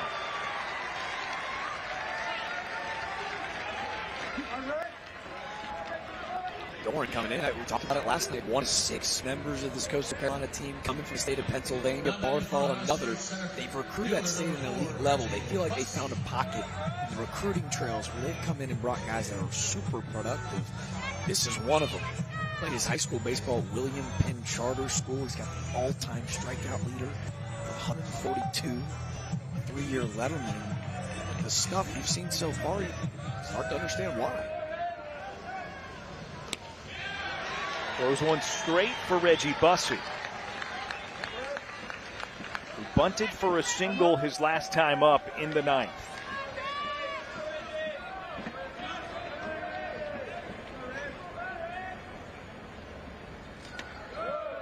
Here's the breaking ball. Low the zone, 1-1. It does look like a true 12-6 to me. The technology upstairs, that last fastball up to 90 miles per hour, so the Buckeyes kind of selling out for a heater with a limited scouting report on the young freshie, but that breaking ball is devastating. There it is again, a called strike. That's a tough adjust. Late in a game, you've played 11 innings. This is the 5th plate appearance for both Carpenter and Bussey. That's an interesting new wrinkle. Another 1-2. Bussey fouls it off. It just touches the dirt under Bodine.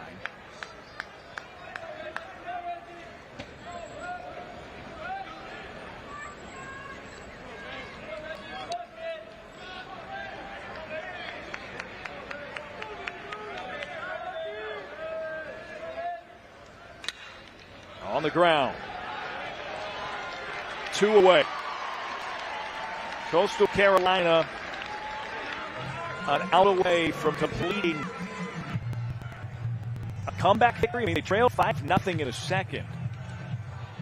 Came back from that, took the lead. It was 8-5. Ohio State with a 3-run 9th sent it to extras.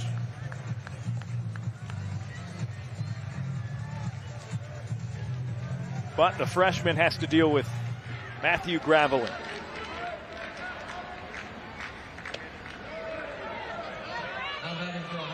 Catcher number 9, Matthew. 1 for 5 with that 3-run blast in the second. 3 strikeouts and a grounder back to the pitcher otherwise.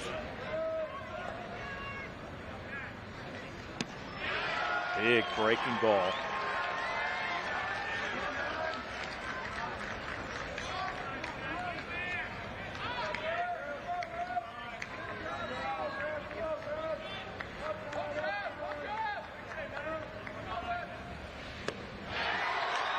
Two strikes on Gravelin now.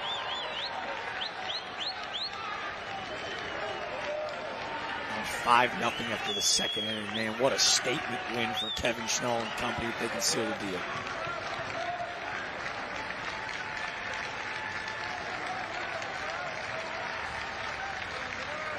Doran, breaking ball. Dooley from shortstop. The throw off the bag, and Gravelin is safe.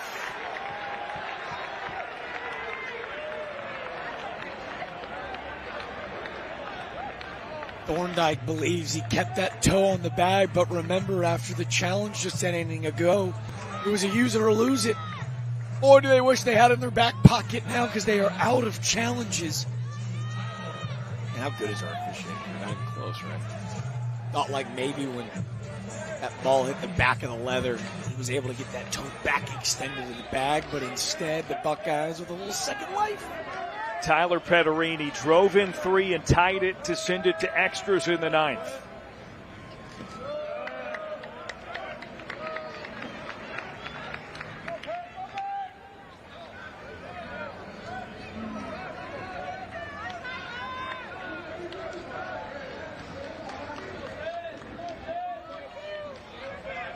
Now he's the tying run at the plate for Ohio State. Looks at a strike at 1-1. Freshman's got moxie, man. Coming in and controlling a spinner like that, heat of the moment, sign me up. I'm buying stock.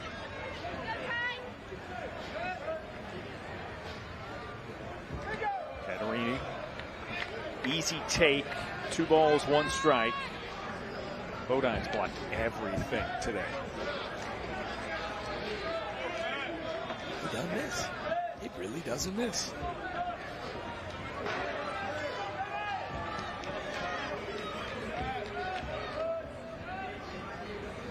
Two and 1.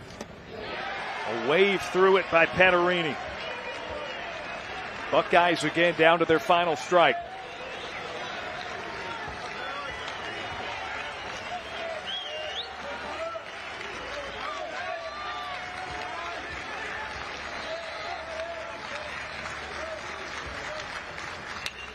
Federini skies it into center. Mijos makes an early call and secures a Coastal Carolina victory. 10-8 in 11 innings. The complete opposite of what was a disappointing loss in their first game of the weekend. A roar back from down 5 early in this one. Ohio State ties it to send it to extras. The shot clears. Gutsy in the bonus baseball. 10-8 the final. A game of runs. Kevin Schnell got to be insanely proud of his group's resiliency after last night's tough loss. They moved to 1-1 in the series, and hey, hopes of raising and hoisting that championship belt still on the rise for the game tomorrow. Coastal a win and a loss this weekend. Ohio State a win and a loss this weekend with one game each left to play tomorrow. That is a fantastic start to our day 2 here at the Jacksonville College Baseball Classic. Again, our final score in 11 innings, Coastal Carolina 10, Ohio State 8. Jack DeLongchamp, the rest of our great crew here in Jacksonville. I'm Darren Vaught. We'll see you again here soon. Alabama, NC State coming up as our nightcap, if you will, from Jacksonville.